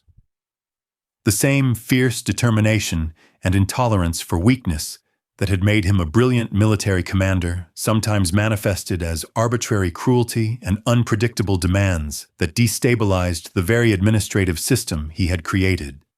The death of his mother Nandi in 1827 triggered a period of extreme mourning that revealed the emotional vulnerabilities underlying Shaka's seemingly invincible public persona. The elaborate funeral ceremonies and extended period of national mourning that followed demonstrated both the depth of his personal grief and the extent to which his emotional state could affect the entire kingdom. During this period of mourning, restrictions were placed on agricultural activities, military exercises, and normal social interactions that disrupted the economic and administrative rhythms of the kingdom. While such expressions of grief were consistent with traditional customs, their scale and duration reflected the concentration of authority that made royal emotions matters of state policy rather than personal concern. The international context within which the Zulu Kingdom operated was also changing in ways that would ultimately prove more challenging than any African opponent. European settlement and influence along the coast was expanding steadily, bringing new technologies, diseases, and political pressures that would eventually force all African societies to confront the realities of colonial expansion. Reports reaching Shaka's court described strange, pale-skinned people with powerful weapons and inexplicable technologies who were establishing permanent settlements and claiming authority over territories that had never been conquered through traditional warfare. These developments represented challenges that purely African military innovations might prove inadequate to address, requiring new forms of diplomacy and strategic thinking. The British settlement at Port Natal, established in 1824, represented the first direct contact between the Zulu Kingdom and European colonial power. The small trading post was initially viewed as merely another source of exotic goods and potential alliance, but it would eventually become the foundation for challenges to Zulu independence that would test the kingdom's survival. Early diplomatic contacts between Zulu representatives and British traders revealed fundamental differences in concepts of territorial authority, trade relationships, and political sovereignty that would prove impossible to reconcile through traditional African diplomatic methods. The Europeans operated according to legal and political principles that were incompatible with African customary practices, creating misunderstandings that would eventually escalate into armed conflict.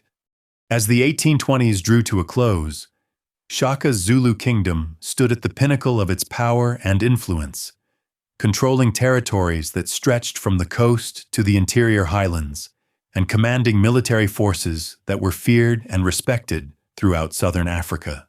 The administrative innovations that had been developed to govern this extensive realm represented achievements in political organization that were comparable to the military innovations that had made conquest possible. Yet beneath this impressive facade of power and success, tensions were building that would ultimately prove impossible to resolve through the methods that had brought the kingdom to greatness. The very concentration of authority that had enabled rapid expansion and effective administration was creating dangerous dependencies on the king's personal judgment and emotional stability. The isolation from traditional sources of legitimacy and support that had freed Shaka to implement revolutionary changes was also eliminating the safety mechanisms that had traditionally prevented the complete collapse of African political systems. The stage was set for a crisis that would test whether the institutional innovations of the Zulu Kingdom could survive the loss of their creator and architect. The man who had transformed a minor clan into the dominant power in southern Africa was about to face challenges that would determine not only his own fate, but the future of the remarkable political and military system he had created. The shadows lengthened across the royal kraal as whispers of discontent began to circulate among the very men who had elevated Shaka to power. The year 1828 would prove to be the most fateful in the history of the Zulu Kingdom, as the forces that had created an empire began to turn inward with devastating consequences. The king, who had seemed invincible on the battlefield, was about to discover that the greatest threats to his reign would come not from external enemies, but from within the very heart of his own family and closest advisors.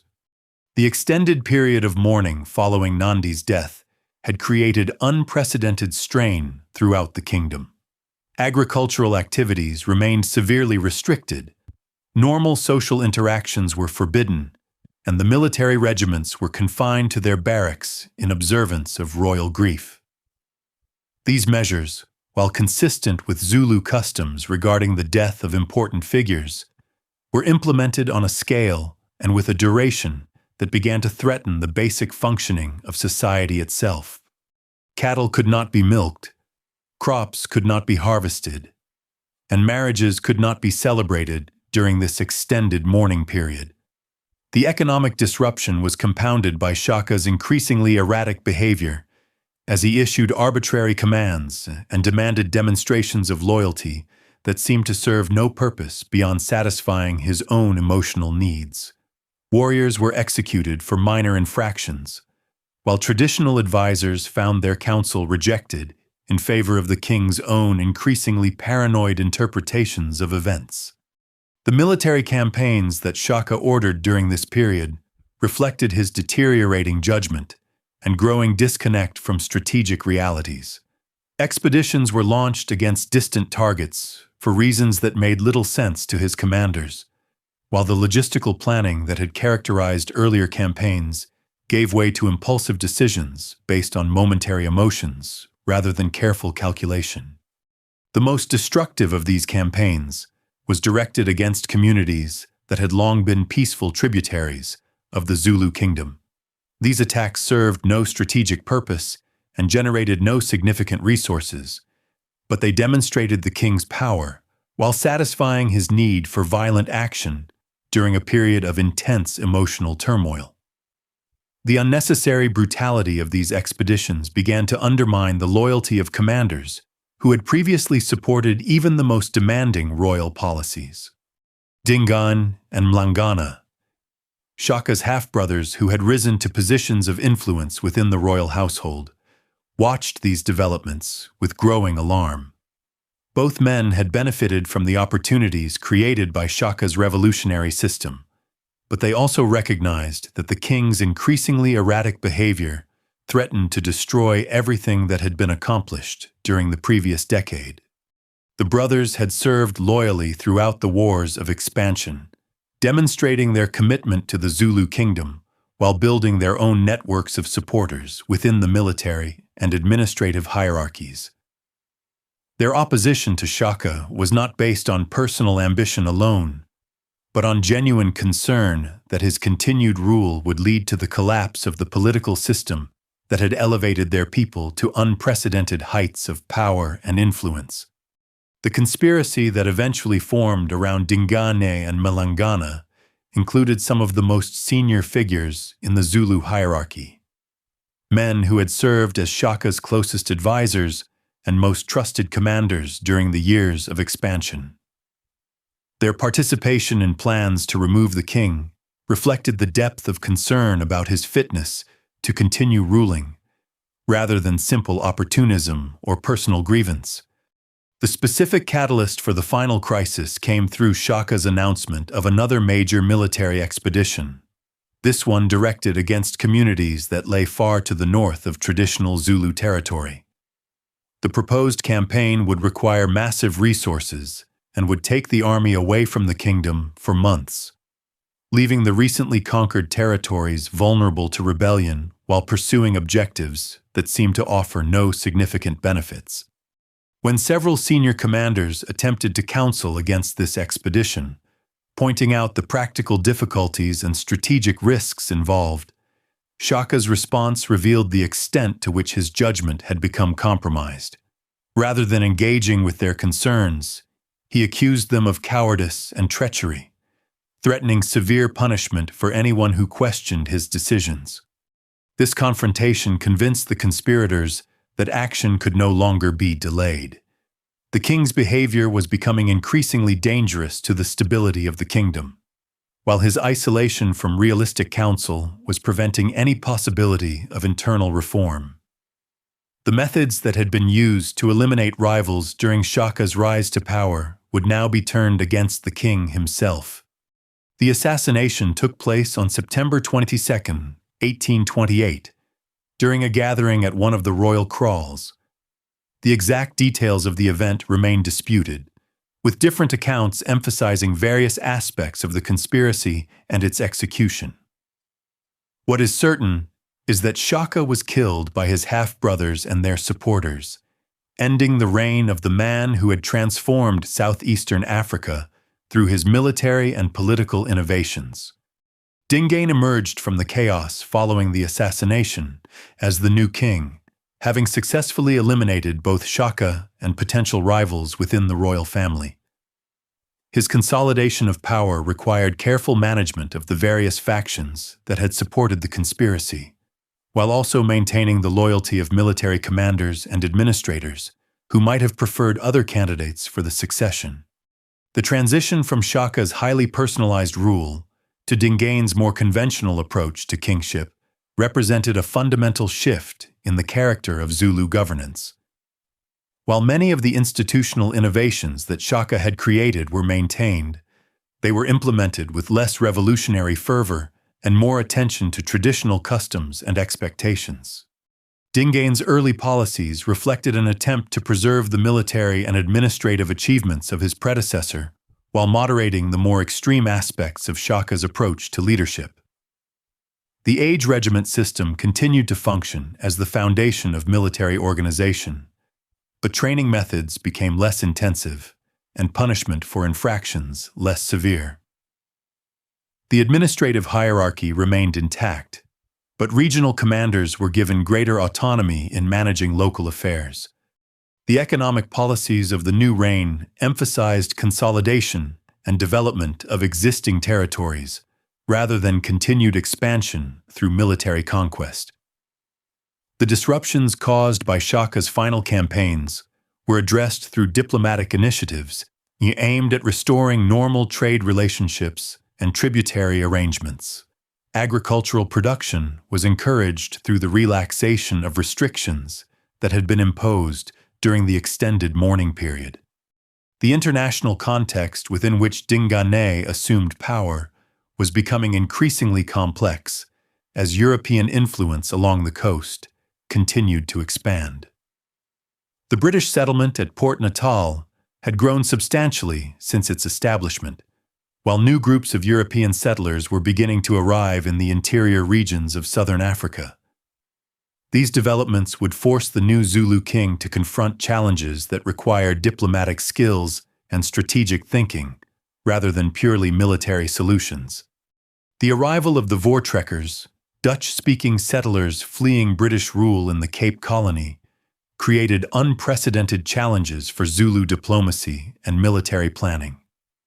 These groups possessed firearms and military organization that made them formidable opponents, while their intention to establish permanent settlements in the interior brought them into direct conflict with African territorial claims.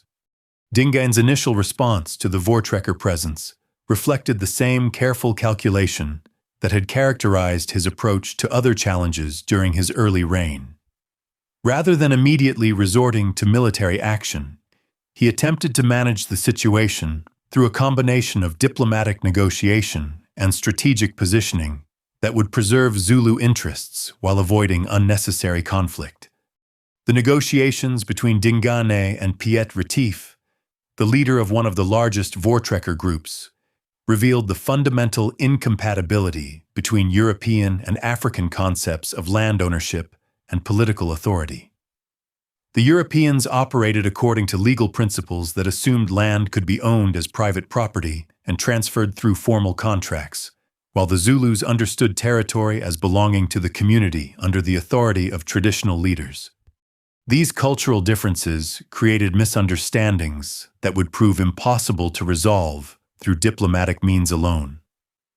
Both sides interpreted agreements according to their own legal and cultural frameworks, leading to conflicts over implementation that escalated into broader disputes about territorial rights and political sovereignty.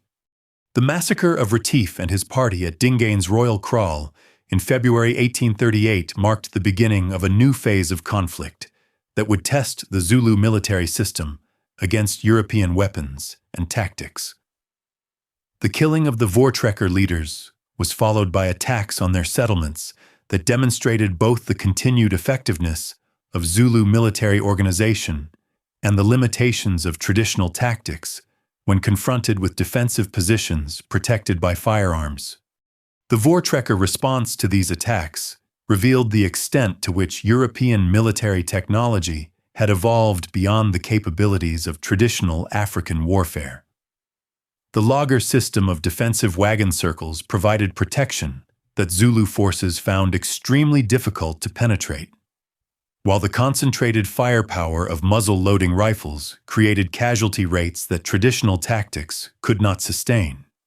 The Battle of Blood River in December 1838 became the defining engagement of this conflict, demonstrating conclusively that the military innovations that had made the Zulus invincible against African opponents were inadequate when confronted with European defensive systems and firepower. The massive Zulu army that attacked the Voortrekker laager suffered devastating casualties while failing to achieve any significant tactical success. The psychological impact of this defeat was as important as its immediate military consequences. For the first time since the rise of Shaka, Zulu forces had been decisively defeated in a major engagement, calling into question the invincibility that had been central to their political and military dominance. The news of the defeat spread throughout the kingdom and beyond, encouraging potential rebels while demoralizing previously loyal supporters. Dingane's response to this crisis revealed both his political skills and the limitations of traditional approaches to military and diplomatic challenges.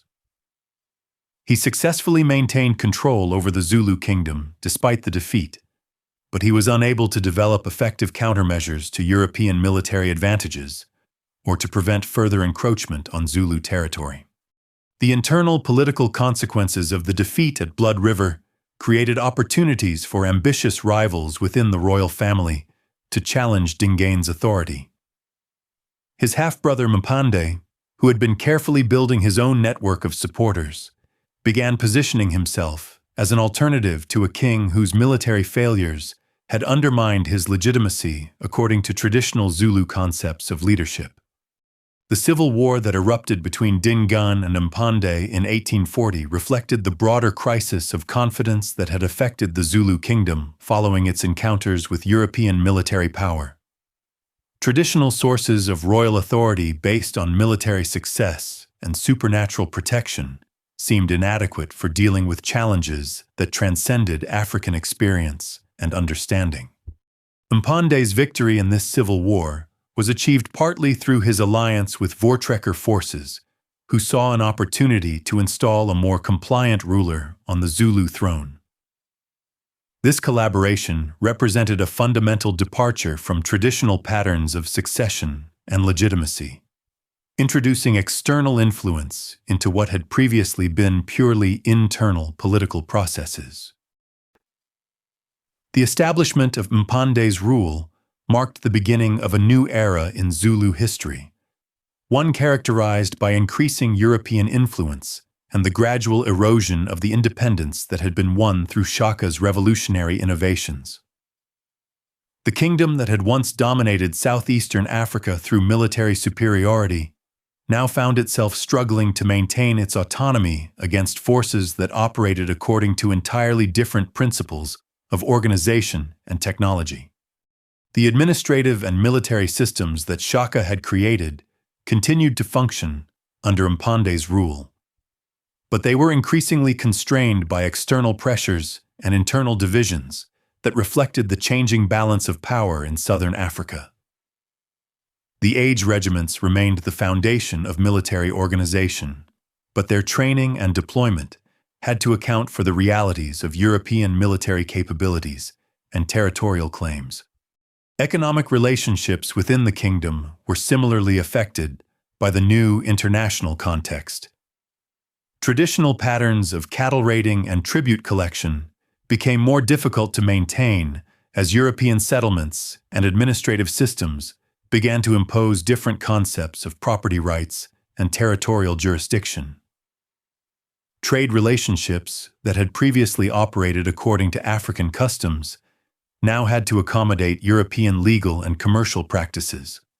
The cultural implications of these changes were as profound as their political and economic effects. The isolation that had allowed Zulu society to develop according to its own internal dynamics was ending, replaced by increasing exposure to European ideas, technologies, and social systems that challenged fundamental assumptions about proper organization of human communities. Missionary activities began to introduce new religious concepts that competed with traditional ancestor veneration and spiritual practices. While the immediate impact of Christian teaching was limited, the presence of missionaries created alternative sources of authority and knowledge that gradually undermined the monopoly that traditional leaders had exercised over spiritual and educational matters.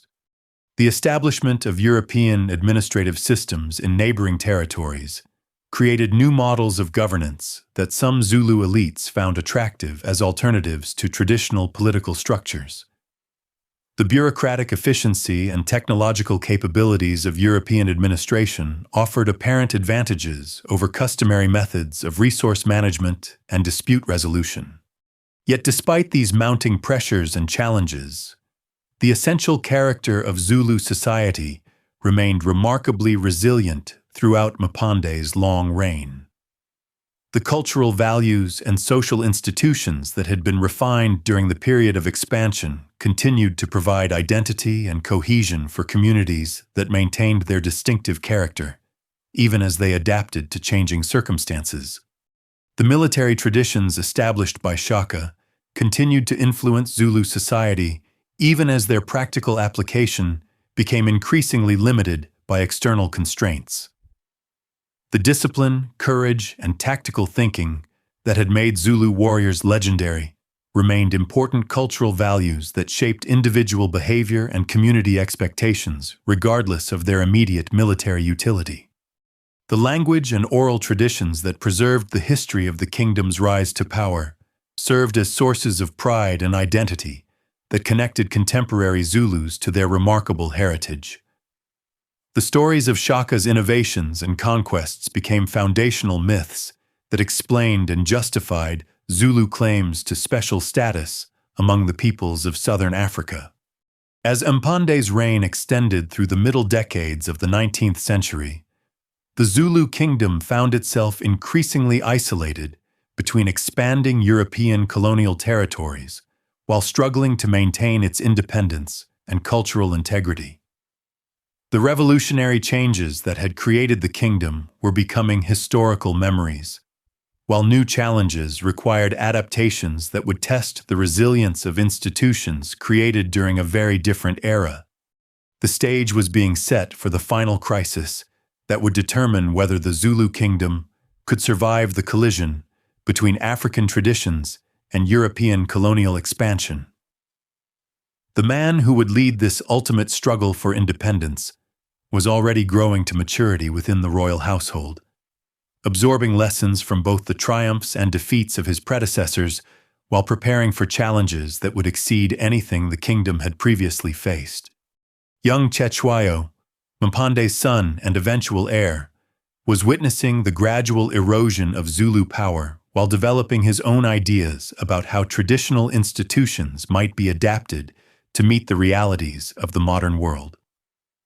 His education in both traditional Zulu culture and contemporary political realities would shape his approach to the final confrontation between the kingdom his ancestors had created and the colonial forces that threatened to destroy it.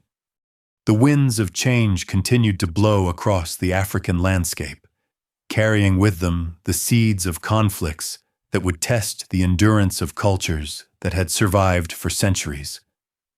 The Zulu Kingdom, born from revolution and forged in the crucible of constant warfare, now faced its ultimate trial as the forces of tradition and modernity prepared for their final, decisive encounter. The transformation of the Zulu Kingdom under Mpande's rule revealed the complex challenges facing African societies caught between traditional authority and colonial pressure. While the king managed to maintain nominal independence for nearly 3 decades, his reign was marked by a careful balancing act between preserving Zulu customs and accommodating the growing European presence that surrounded his territories on all sides. Mpande's approach to governance differed significantly from both his predecessors, reflecting lessons learned from the catastrophic defeats that had ended previous reigns. Rather than pursuing aggressive expansion or confrontational policies toward European settlers, he adopted a more defensive strategy focused on preserving what remained of Zulu autonomy while avoiding conflicts that might provide justification for direct colonial intervention. The internal structure of the kingdom remained largely intact during this period, with the age regiment system continuing to serve as the foundation of military organization and social control. However, the practical application of these institutions was increasingly constrained by external realities. Military training continued, but the regiments could no longer be deployed for the large-scale raids and conquests that had characterized earlier periods. Instead, they served primarily as internal security forces and symbols of royal authority. Agricultural production expanded during Mpande's reign as the enforced peace created opportunities for communities to develop their lands without constant threat of military disruption. New crops introduced through contact with European traders supplemented traditional farming methods, while improved tools and techniques increased productivity in established agricultural areas. This economic growth provided resources that helped maintain the elaborate court structure and administrative hierarchy that defined Zulu political culture. Trade relationships evolved to accommodate the new realities of European commercial networks, while preserving elements of traditional exchange systems. Ivory, hides, and cattle continued to form the basis of external commerce. But these goods now moved through trading posts and commercial channels controlled by European merchants, rather than following ancient African trade routes managed by indigenous communities.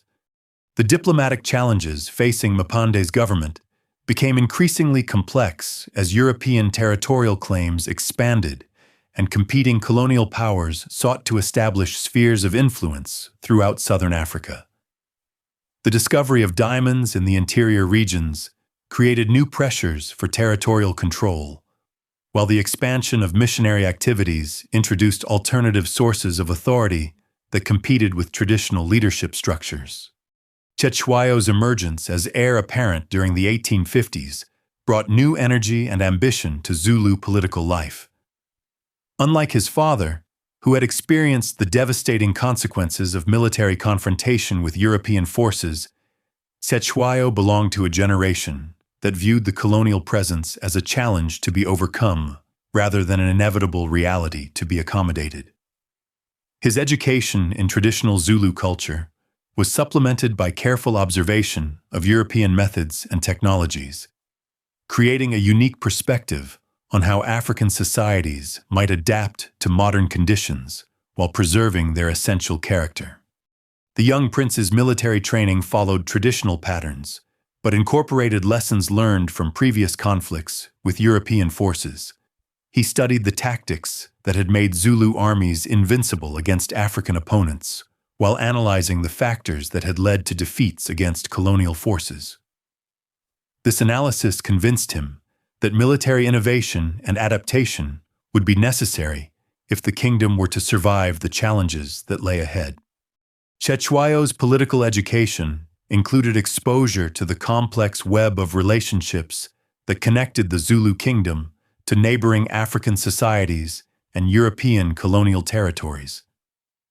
He learned to navigate the diplomatic protocols that governed interactions between different authorities while developing his own vision of how traditional African political systems might be strengthened to resist colonial encroachment. The religious and cultural dimensions of this education were equally important in shaping Cetshwayo's worldview. He was steeped in the oral traditions that preserved the history of Zulu achievements, while being exposed to new ideas and technologies that challenged traditional ways of understanding the world.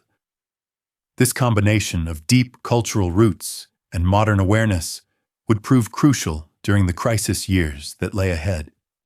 The 1860s brought increasing pressure on the Zulu Kingdom as European colonial territories expanded and administrative systems became more sophisticated.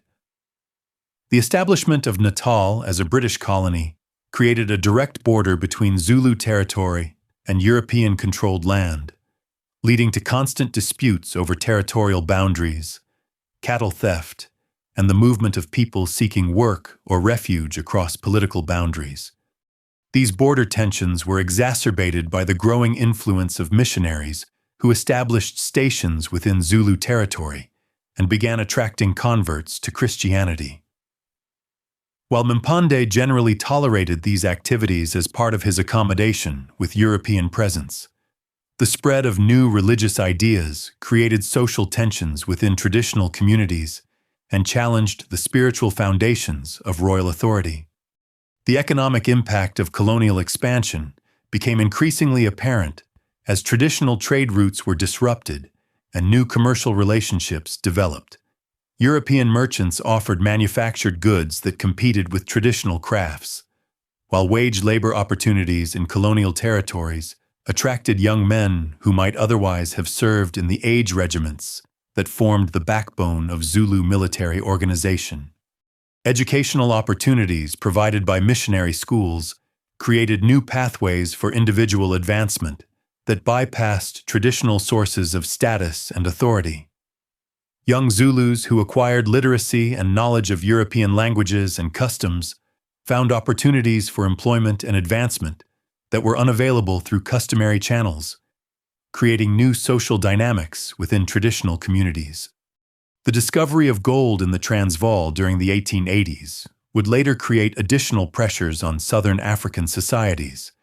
But even during the 1860s and 1870s, the search for mineral wealth was generating territorial disputes and population movements that affected all communities in the region. European prospectors and adventurers increasingly penetrated areas that had previously been under exclusive African control, bringing with them new technologies, diseases, and social disruptions. Cetshwayo's gradual assumption of practical authority during his father's declining years coincided with these mounting pressures and opportunities. His responses to various crises revealed both his commitment to preserving Zulu independence and his understanding that traditional methods alone would be insufficient for the challenges ahead. He began implementing military reforms designed to improve Zulu capabilities against European opponents, while strengthening diplomatic relationships with neighboring African societies that faced similar pressures. The military innovations that Cetshwayo introduced built upon the tactical foundations established by Shaka, while incorporating new elements designed to counter European advantages in firepower and defensive technology. Training methods were intensified and modified to emphasize discipline and coordination rather than individual prowess, while experiments with captured firearms provided insights into European military capabilities. Diplomatic initiatives during this period reflected Cetshwayo's sophisticated understanding of the regional balance of power and his determination to preserve Zulu autonomy through strategic alliances and careful positioning. He maintained communication with other African rulers while avoiding commitments that might compromise Zulu independence or provide pretexts for European intervention. The administrative reforms implemented during Cetshwayo's rise to power demonstrated his recognition that effective governance would require institutions capable of managing the complex challenges facing the kingdom. Traditional structures were strengthened and supplemented with new mechanisms for resource management, information gathering, and coordination between different regions of the kingdom. Cultural policies during this period reflected the tension between preserving traditional values and adapting to changing circumstances. While Cetshwayo remained committed to maintaining Zulu customs and spiritual practices, he also recognized the need to acquire new knowledge and technologies that might prove essential for survival in an increasingly competitive environment. The question of succession, which had triggered civil wars during previous transitions, was managed more carefully during Mpande's later years. Cetshwayo's position as heir apparent was established through careful political maneuvering and demonstrated competence, rather than through violent elimination of rivals. This more stable succession process reflected the kingdom's evolution toward more sophisticated political institutions. Women's roles within the royal household and broader society continued to evolve during this period as traditional restrictions were modified to accommodate new realities. The king's female relatives served as important diplomatic intermediaries and sources of intelligence about conditions throughout the kingdom, while women in general took on increased responsibilities as men spent more time in military service or wage labor. Religious practices adapted to incorporate new influences while maintaining their essential traditional character. Christian concepts were selectively adopted by some individuals, while the majority of the population continued to follow customary spiritual practices.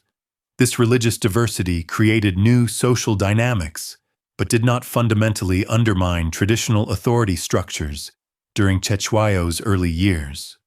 The economic foundation of the kingdom remained largely agricultural, but new opportunities for trade and employment created additional sources of wealth and social mobility. The careful management of these economic changes became increasingly important as traditional subsistence patterns proved inadequate for supporting the elaborate political and military institutions that defined Zulu society.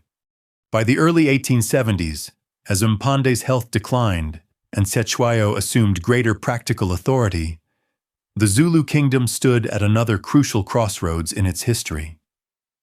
The institutional innovations created by Shaka and modified by successive rulers had proven remarkably adaptable to changing circumstances, but they now faced challenges that would test their resilience to the breaking point. The colonial pressures that had been building for decades were approaching a critical threshold as European territorial ambitions expanded and administrative capabilities improved. The buffer zones and diplomatic accommodations that had allowed the kingdom to maintain its independence were beginning to disappear as colonial boundaries tightened around traditional African territories. Yet within this increasingly constrained environment, Cetshwayo was developing strategies and capabilities that offered hope for continued resistance to colonial encroachment. His combination of traditional authority with modern awareness, his military innovations with diplomatic skill, and his cultural preservation with selective adaptation represented the culmination of decades of learning and evolution within Zulu political institutions. The stage was being set for the final test of whether African societies could successfully resist European colonial expansion through their own innovations and adaptations. The man who would lead this resistance possessed advantages that his predecessors had lacked, But he also faced challenges that exceeded anything the kingdom had previously encountered. The approaching confrontation would determine not only the fate of the Zulu Kingdom, but the broader question of whether traditional African societies could maintain their independence and cultural integrity in the face of overwhelming technological and organizational advantages possessed by colonial powers. The lessons learned during decades of gradual adaptation were about to be tested in a crucible that would forge the final chapter of independent African resistance to European domination. The coronation of Cetshwayo as king in 1873 marked more than a simple transition of power. It represented the culmination of decades of careful preparation for what many sensed would be the ultimate test of Zulu independence. The elaborate ceremonies that accompanied his formal recognition as ruler drew representatives from across the kingdom and beyond, creating a display of unity and strength that served notice to all observers that the Zulu nation remained a formidable force despite the mounting pressures surrounding it. The new king brought to his throne a combination of traditional authority and modern understanding that distinguished him from previous rulers. His education in Zulu customs and military traditions was complemented by careful study of European methods and technologies, creating a unique perspective on how ancient institutions might be adapted to meet contemporary challenges. This synthesis of old and new would prove crucial as the kingdom entered its most perilous period. Cetshwayo's early policies as king reflected his determination to strengthen the kingdom from within while maintaining the diplomatic flexibility necessary to navigate an increasingly complex international environment. The age regiment system was revitalized and expanded, with new emphasis placed on discipline, coordination, and tactical innovation. Training methods were modified to address the specific challenges posed by European military technology, while traditional weapons were supplemented with captured firearms whenever possible. The military reforms implemented during Cetshwayo's early reign went far beyond simple tactical adjustments. He recognized that successful resistance to colonial expansion would require fundamental changes in how Zulu forces organized, trained, and deployed for combat. The regiment system that had served as the foundation of military organization since Shaka's time was restructured to emphasize flexibility and rapid response rather than the massed formations that had proven vulnerable to concentrated firepower. Intelligence gathering became a priority as never before, with networks of informants and observers established throughout the region to monitor European activities and intentions. This information system provided early warning of potential threats, while also identifying opportunities for diplomatic maneuvering and strategic positioning. The knowledge gained through these efforts informed policy decisions and military planning in ways that previous rulers had never attempted. Economic policies during Cetshwayo's early reign focused on building the resource base necessary to sustain prolonged resistance while maintaining the social cohesion that had always been the kingdom's greatest strength. Agricultural production was encouraged and expanded, with new techniques and crops introduced to increase yields and reduce dependence on external trade. Cattle herds were managed more systematically to provide both economic foundation and military logistics support. The diplomatic challenges facing the new king were unprecedented in their complexity and stakes. The Natal colonial government had grown increasingly assertive in its territorial claims and administrative demands, while the discovery of diamonds in neighboring regions had intensified European interest in controlling all of southern Africa. Cetshwayo's responses to these pressures revealed both his sophisticated understanding of international relations and his unwavering commitment to preserving Zulu sovereignty. Trade relationships were carefully managed to maintain economic benefits while avoiding dependencies that might compromise political independence. European merchants were welcomed but closely monitored, while traditional African trading partners were cultivated to provide alternative sources of goods and information. This balanced approach reflected Cetshwayo's recognition that complete isolation was impossible, but that selective engagement could serve Zulu interests while minimizing risks. The missionary presence within Zulu territory created ongoing tensions between traditional authority and new sources of influence. While Cetshwayo generally tolerated Christian activities as part of his pragmatic approach to European relations, he also recognized the potential for religious conversion to undermine traditional social structures and royal authority. His policies sought to manage this challenge through careful oversight and occasional restrictions when missionary activities threatened political stability. Cultural preservation became a conscious priority during Cetshwayo's reign as the king recognized that Zulu identity and unity depended on maintaining connections to ancestral traditions and values. Traditional ceremonies were revitalized and expanded, while oral traditions were carefully preserved and transmitted to younger generations. This cultural emphasis served both spiritual and political purposes, reinforcing the legitimacy of traditional authority while strengthening resistance to foreign influence. The question of military modernization presented particularly complex challenges for a ruler committed to preserving traditional culture while adapting to modern realities. Cetshwayo's approach involved selective adoption of European military technologies and methods while maintaining the essential character of Zulu warrior culture. Firearms were gradually introduced into some units, but traditional weapons and tactics remained the foundation of military training and identity. Border disputes with colonial authorities became increasingly frequent and serious during the mid-1870s, as territorial boundaries remained unclear and competing land claims created constant friction. Cattle theft, refugee movements, and commercial disputes provided pretexts for colonial officials to assert greater authority over Zulu affairs, while also creating opportunities for the kingdom to demonstrate its continued military capabilities. The legal and administrative systems that governed these border relationships reflected fundamental differences in concepts of sovereignty and territorial authority that proved impossible to reconcile through diplomatic means alone.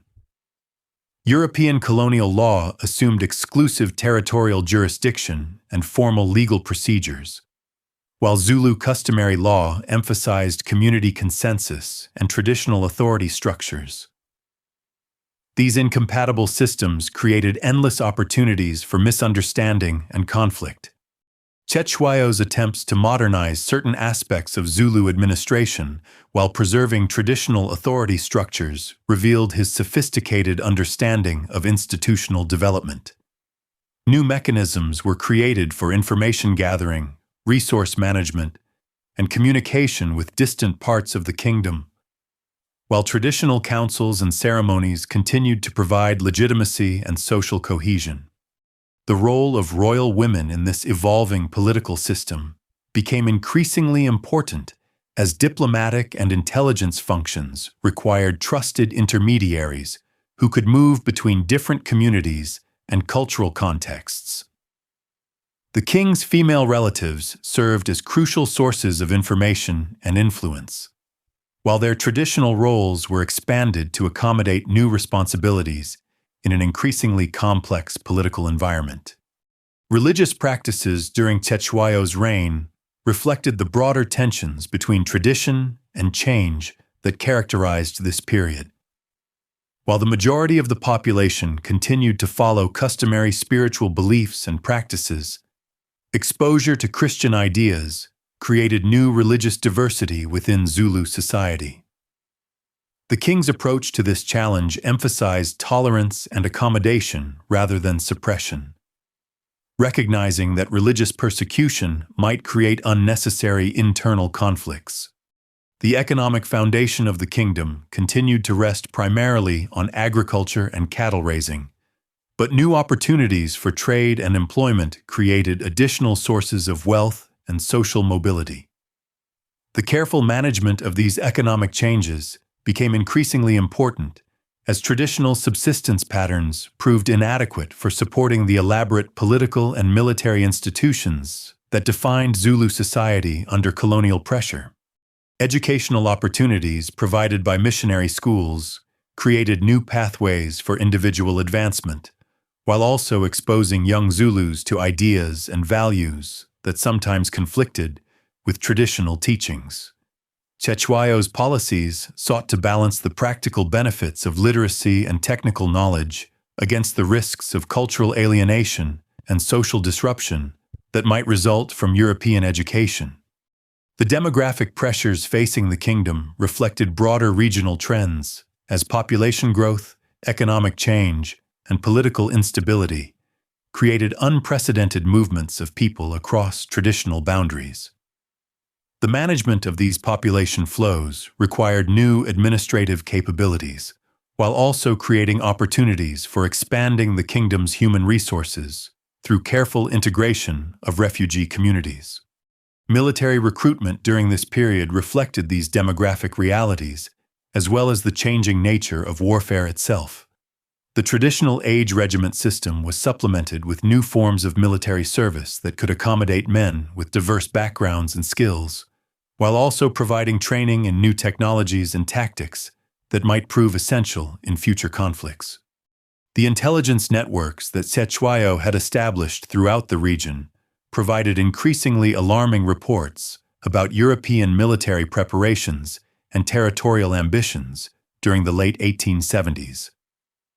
These reports revealed that colonial authorities were developing comprehensive plans for eliminating African independence throughout southern Africa, with the Zulu Kingdom identified as the primary obstacle to complete European control. Colonial officials in Natal had grown increasingly frustrated with their inability to extend direct authority over Zulu territory, while military commanders were developing confidence in their ability to defeat African resistance through superior firepower and organization. The combination of political ambition and military confidence was creating momentum toward a confrontation that neither diplomacy nor accommodation might be able to prevent. Cetshwayo's preparation for this approaching crisis involved both military modernization and diplomatic initiatives designed to isolate potential enemies while building alliances with other African societies facing similar threats. His understanding of regional politics had convinced him that Zulu survival might depend on the kingdom's ability to coordinate resistance with other independent African powers, rather than fighting alone against overwhelming odds. The arms trade that had developed throughout southern Africa during this period provided opportunities for military modernization while also creating new vulnerabilities and dependencies. Cetshwayo's policies sought to acquire modern weapons while maintaining the technological independence necessary for sustained resistance.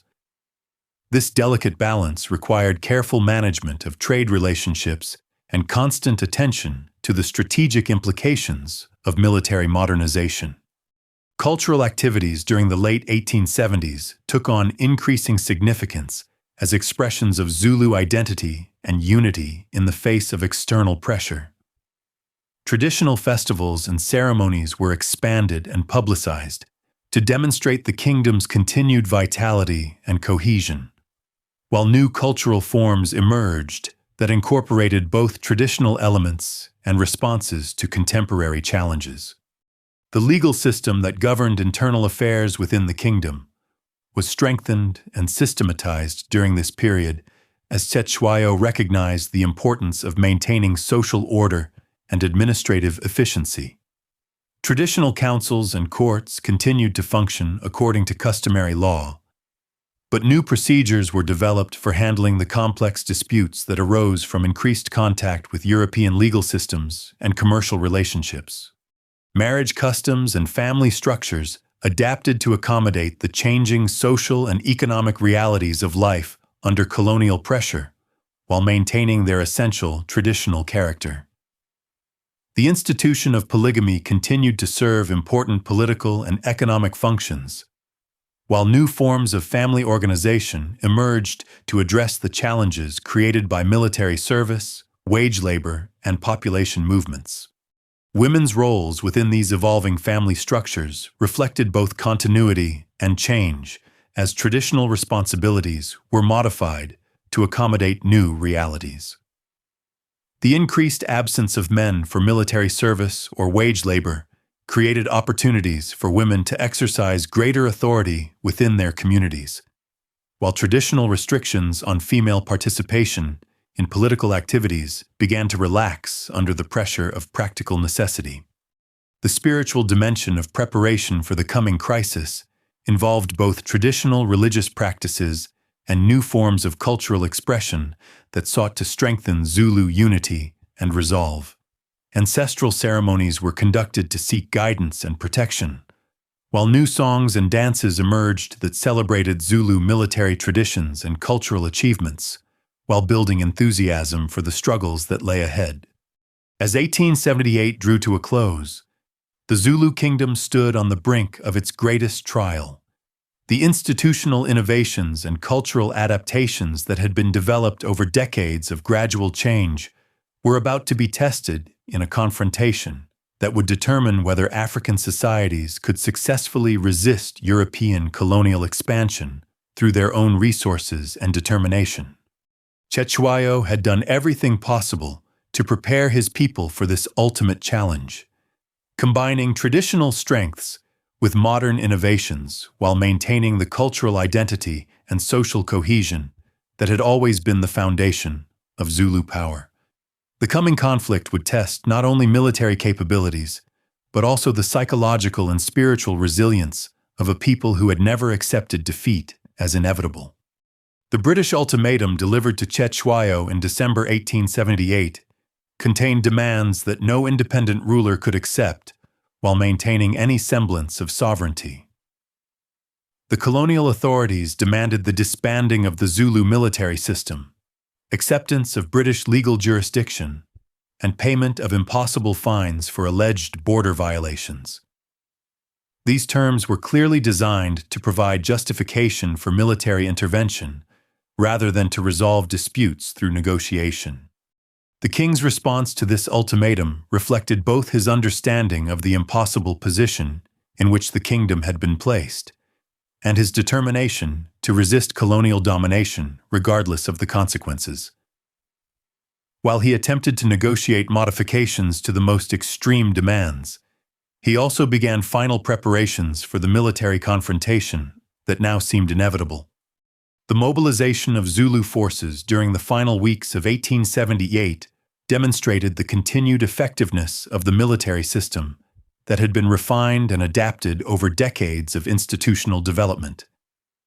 The age regiments responded to royal summons with the discipline and enthusiasm that had characterized Zulu military culture since the time of Shaka, while new tactical innovations and weapon systems were integrated into traditional formations and strategies. The psychological preparation for war involved both practical measures and spiritual activities designed to strengthen warrior resolve and community unity.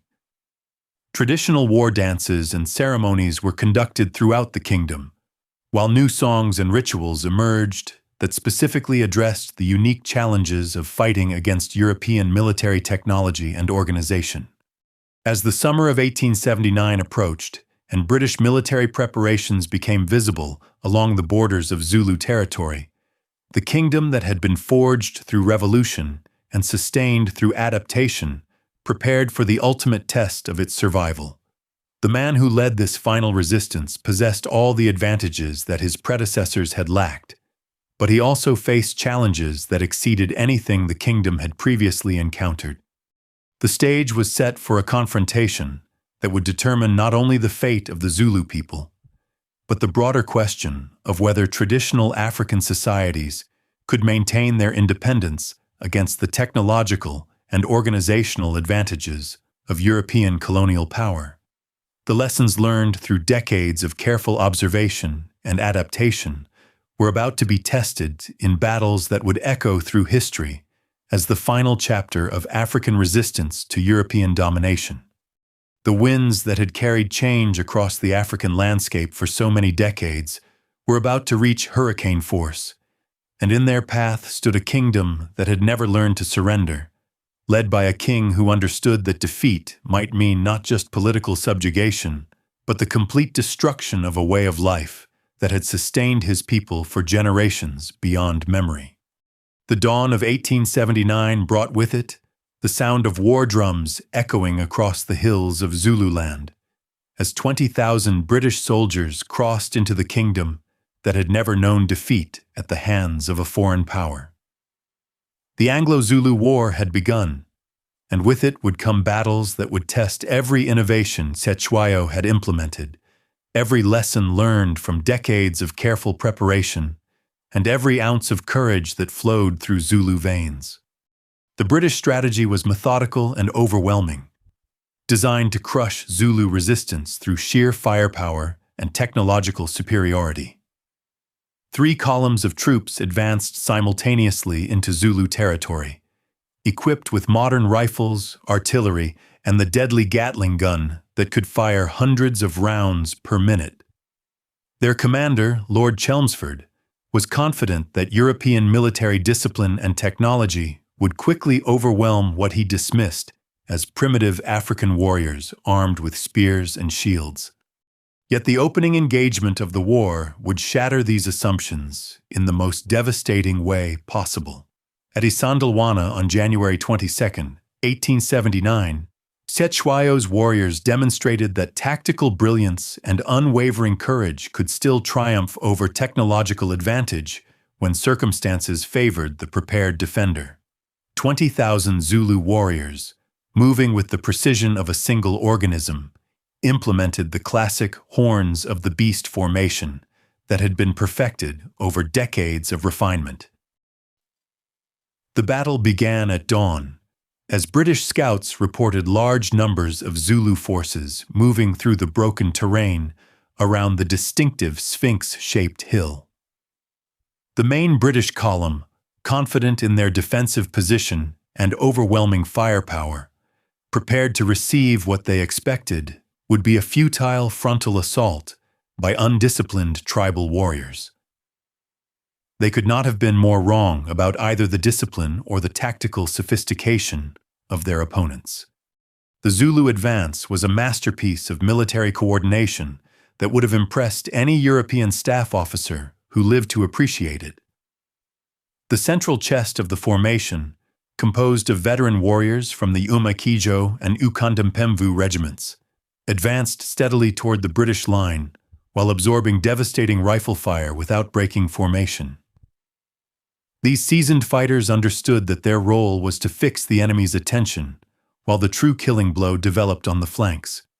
The left horn, consisting of the young and swift warriors of the Umbonambi and Ingobamakosi regiments, swept wide around the British right flank with a speed that astonished observers. These young men ran for miles across broken terrain while maintaining formation discipline that allowed them to strike the British rear with devastating effect, just as the frontal assault reached its climax. The right horn, led by the Udududu and other veteran regiments, moved with equal precision to encircle the British left flank. The coordination required for this complex maneuver, executed without modern communications or detailed maps, demonstrated the effectiveness of the training methods that had been refined since Shaka's time. Every warrior knew his role, understood the timing, and executed his part of the plan with deadly precision. When the encirclement was complete, and the British realized they were surrounded, panic began to spread through ranks that had never experienced such tactical sophistication from African opponents. The concentrated firepower that had seemed so overwhelming when directed against frontal attacks became ineffective when threats emerged from multiple directions simultaneously. The hand-to-hand combat that followed revealed the deadly effectiveness of traditional Zulu weapons when wielded by warriors who had trained with them since childhood. The short stabbing spears proved devastatingly effective in close quarters, while the large cowhide shields provided protection that allowed Zulu fighters to close with enemies whose rifles became useless once distance was eliminated. The psychological impact of this tactical masterpiece was as important as its immediate military consequences. British soldiers who had been confident in their technological superiority found themselves overwhelmed by opponents who fought with a combination of tactical sophistication and individual courage that exceeded anything in their experience. The myth of European military invincibility was shattered in a single morning's fighting. The casualties from Isandlwana sent shockwaves throughout the British Empire and beyond. Over 1,300 European soldiers and their African auxiliaries lay dead on the battlefield, while Zulu losses, though significant, were far lower than anyone had predicted. The news that reached London challenged fundamental assumptions about the relationship between technology and military effectiveness. Yet even as the kingdom celebrated this stunning victory, Cetshwayo understood that it represented only the first act in a drama that could have but one ending. The British Empire possessed resources that dwarfed anything the Zulu Kingdom could mobilize, and the defeat at Isandlwana would only strengthen their determination to crush African resistance completely. The tactical brilliance that had won this battle would need to be sustained over months or years of continued fighting against increasingly overwhelming odds. The heroic defense of Rorke's Drift on the same day as Isandlwana provided a sobering reminder of what Zulu forces faced when attacking prepared European defensive positions. A small garrison of British soldiers, fighting from a fortified mission station, held off repeated Zulu assaults throughout the night, despite being outnumbered by more than 10 to 1. The concentrated firepower of modern rifles, combined with prepared defensive positions, created casualty rates that traditional tactics could not sustain indefinitely. The lessons learned from both engagements shaped Cetshwayo's strategy for the remainder of the war. Zulu forces would avoid frontal attacks on prepared positions, while seeking opportunities to engage British columns in open terrain where superior mobility and tactical coordination could overcome technological disadvantages. This approach required discipline and patience that tested warrior traditions emphasizing aggressive offense, but it offered the only realistic hope for prolonged resistance. The British response to Isandlwana involved massive reinforcements and changes in tactical doctrine designed to prevent similar disasters. New columns were organized with stronger defensive capabilities, while supply lines were secured and communications improved. The casual confidence that had characterized early British planning gave way to careful preparation and respect for Zulu military capabilities. The siege of Ashowe demonstrated the effectiveness of Cetshwayo's new defensive strategy as Zulu forces surrounded a British garrison for over 2 months without attempting costly direct assaults. The psychological pressure of prolonged isolation, combined with constant harassment by mobile Zulu units, proved as effective as direct attack while preserving Zulu strength for future engagements. The relief of Ashowe in April 1879 marked the beginning of the final phase of the war as British forces, now properly organized and equipped for the challenges they faced, began systematic advances into the heart of Zulu territory. The Battle of Gingindlovu demonstrated how British tactical adaptations had reduced Zulu advantages, as concentrated firepower from prepared defensive positions inflicted heavy casualties on attacking warriors. The internal pressures facing the Zulu Kingdom during this period revealed the limitations of traditional political structures when confronted with total war against a technologically superior enemy. The age regiment system that had served so effectively for military organization proved less adaptable to the requirements of sustained defensive warfare against an enemy that possessed unlimited reinforcements and superior logistics. Economic disruption caused by the war threatened the agricultural foundation that sustained both civilian population and military forces. Traditional patterns of seasonal warfare gave way to continuous campaigning that prevented normal farming activities while consuming resources at unprecedented rates. The cattle herds that formed the basis of Zulu wealth became targets for British raids designed to destroy the kingdom's economic foundation. The diplomatic isolation that had been developing for decades became complete as neighboring African societies either submitted to British authority or remained neutral in the conflict. The regional alliances that Cetshwayo had hoped might provide support for Zulu resistance failed to materialize as other rulers calculated that their own survival depended on avoiding confrontation with overwhelming British power. The spiritual dimension of Zulu resistance remained strong throughout the war, as traditional ceremonies and rituals provided psychological support for warriors facing impossible odds. The connection to ancestral traditions that had sustained the kingdom through previous crises continued to provide motivation and identity, even as military defeats accumulated and territorial control diminished. The final British advance on Ulundi, the royal capital, brought together the largest military force ever assembled in southern Africa up to that time. Artillery, cavalry, and infantry supported by African auxiliaries moved systematically through Zulu territory, destroying military kraals and dispersing the regiments that attempted to resist their advance. The Battle of Ulundi on July 4, 1879, marked the effective end of Zulu military resistance as the last great army that Cetshwayo could assemble was defeated by concentrated firepower from defensive formations that Zulu tactics could not penetrate. The royal capital was burned, the palace complex destroyed, and the symbols of Zulu sovereignty eliminated in a calculated display of British power.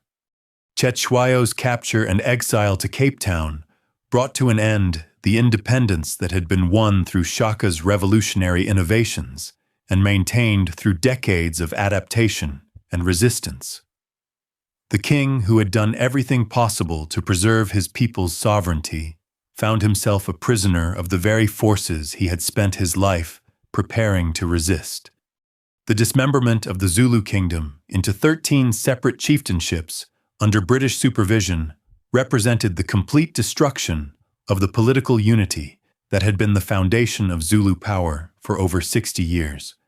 Traditional authorities were replaced by appointed chiefs who owed their positions to colonial approval rather than customary legitimacy. Yet even as the formal structures of the kingdom collapsed, the cultural foundations of Zulu identity proved remarkably resilient.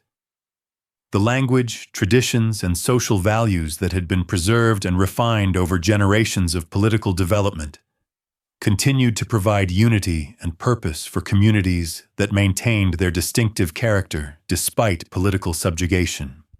The restoration of Cetshwayo to a truncated kingdom in 1883 represented a brief revival of traditional authority, but the civil wars that followed his return demonstrated how thoroughly British intervention had disrupted the social and political foundations of Zulu society. The unity that had been the kingdom's greatest strength had been replaced by factional conflicts that served colonial interests while preventing effective resistance to continued European encroachment. The death of Cetshwayo in 1884 under mysterious circumstances marked the end of an era as the last king who remembered the days of Zulu independence passed from the scene. His son Dinuzulu would continue to struggle for the restoration of traditional authority, but he faced challenges that exceeded even those confronted by his predecessors. The discovery of gold on the Witwatersrand in 1886 created new pressures throughout southern Africa as European immigration accelerated and demands for African labor increased dramatically. The Zulu people found themselves caught between traditional obligations to their chiefs and the economic necessities created by colonial taxation and land policies designed to force participation in the wage labor economy. The final Zulu rebellion of 1906, led by chiefs seeking to restore traditional authority and resist colonial taxation, demonstrated both the persistence of resistance traditions and their ultimate futility against the overwhelming power of the modern colonial state. The brutal suppression of this uprising marked the definitive end of organized Zulu resistance to European domination. The transformation of Zulu society under colonial rule involved the systematic destruction of traditional institutions while selectively preserving cultural elements that served colonial purposes. The age regiment system was eliminated as a potential source of military resistance, while traditional ceremonies were regulated and modified to eliminate their political significance. Educational policies introduced by missionaries and colonial administrators sought to replace traditional knowledge systems with European learning, while creating a class of educated Africans who could serve as intermediaries between colonial authorities and traditional communities. This process created new forms of social stratification while undermining the customary sources of authority and identity. The land policies implemented throughout Natal and Zululand during the late 19th and early 20th centuries systematically dispossessed African communities of their traditional territories while forcing participation in the colonial economy through taxation and labor requirements. The cattle that had formed the foundation of traditional wealth were subject to regulations and diseases that reduced their economic and social significance. The emergence of new forms of political organization during the 20th century reflected both the destruction of traditional institutions and the persistence of cultural values that had sustained Zulu society for generations. Political movements that combined African nationalism with appeals to traditional identity drew upon the historical legacy of the kingdom while adapting to contemporary circumstances. The industrial development of South Africa during the 20th century created both opportunities and challenges for the Zulu people, as traditional rural communities were disrupted by labor migration, while new urban settlements emerged around mining centers and industrial cities. The social changes that resulted from these economic transformations affected every aspect of traditional life, while creating new forms of identity and organization.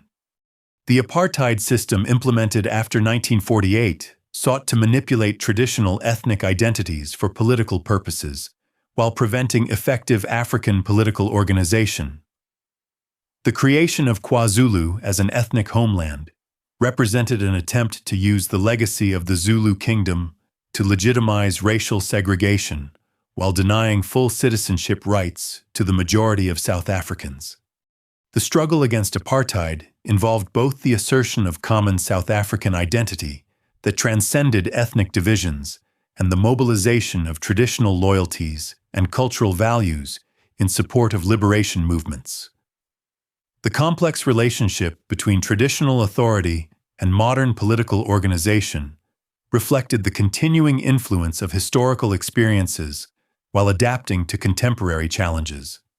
The democratic transformation of South Africa after 1994 created new opportunities for the recognition and celebration of traditional cultures while integrating them into a modern constitutional framework. The Zulu monarchy was restored as a cultural institution, while traditional authorities received recognition within the new political system. The legacy of the Zulu Kingdom continues to influence contemporary South African society through cultural practices, political traditions, and social values that connect modern communities to their historical heritage. The military innovations pioneered by Shaka are studied in military academies around the world, while the political and social institutions developed during the kingdom's expansion continue to shape approaches to governance and community organization. The oral traditions that preserved the history of the kingdom's rise and fall serve as sources of identity and inspiration for contemporary Zulu communities while contributing to broader understanding of African historical experiences. The stories of Shaka's innovations, Cetshwayo's resistance, and the struggles of ordinary people to maintain their dignity under impossible circumstances continue to resonate with audiences far beyond the borders of South Africa. The archaeological evidence of Zulu settlement patterns, military installations, and cultural practices provides material confirmation of the historical accounts preserved in oral tradition, while revealing new details about daily life in the kingdom. Excavations at sites like Isandlwana and the royal capitals have recovered artifacts that illuminate both the military conflicts and the peaceful activities that characterized Zulu society. The linguistic legacy of the Zulu Kingdom extends far beyond the borders of KwaZulu-Natal, as the language has become one of South Africa's official languages while influencing cultural expression throughout the region. The literature, music, and artistic traditions that developed during the kingdom's history continue to evolve while maintaining connections to their historical roots.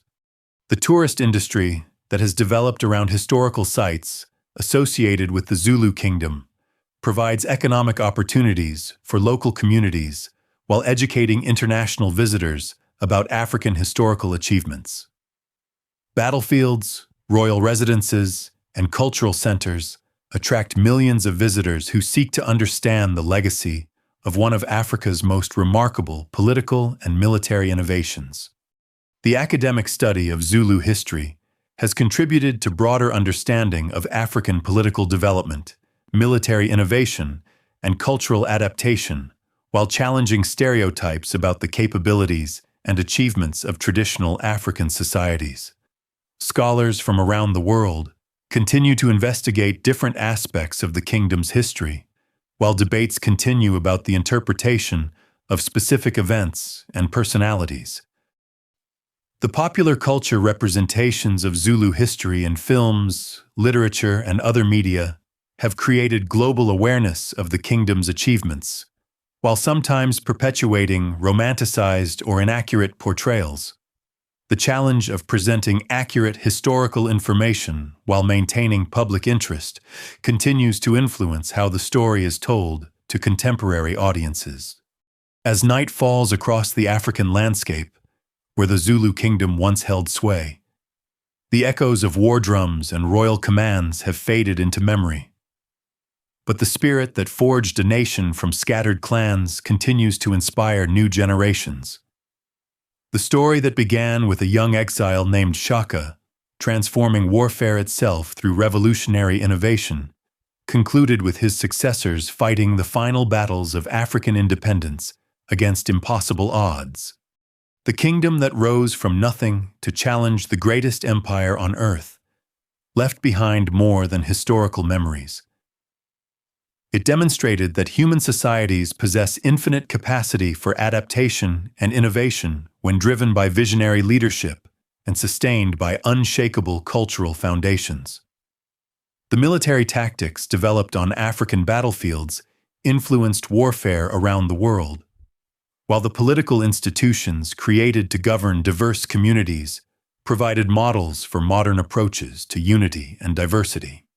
In the end, the Zulu Kingdom fell not because its people lacked courage or its leaders lacked wisdom, but because the forces of technological change and global integration proved stronger than any single society could resist. Yet in their resistance, they preserved something precious for future generations: the knowledge that ordinary people can achieve extraordinary things when united by common purpose and guided by exceptional leadership. The winds that carry the scent of African grasslands still whisper the names of heroes whose deeds transcended their time and place. Shaka the innovator, Setshwayo the defender, and countless unnamed warriors who stood firm when standing seemed impossible. Their story reminds us that while empires rise and fall, the human spirit endures, adapting and surviving, carrying forward the best of what came before, while creating new possibilities for what might yet come to pass. Sweet dreams carry you now across the vast African landscape where this remarkable story unfolded, where the sound of shields and spears once echoed across the hills, and where a people's determination to remain free created legends that will outlive the stones of the mightiest monuments. The Zulu Kingdom lives on, not in the political boundaries drawn by colonial administrators, but in the hearts and memories of those who understand that true greatness lies not in never falling, but in how magnificently one stands while the standing is possible.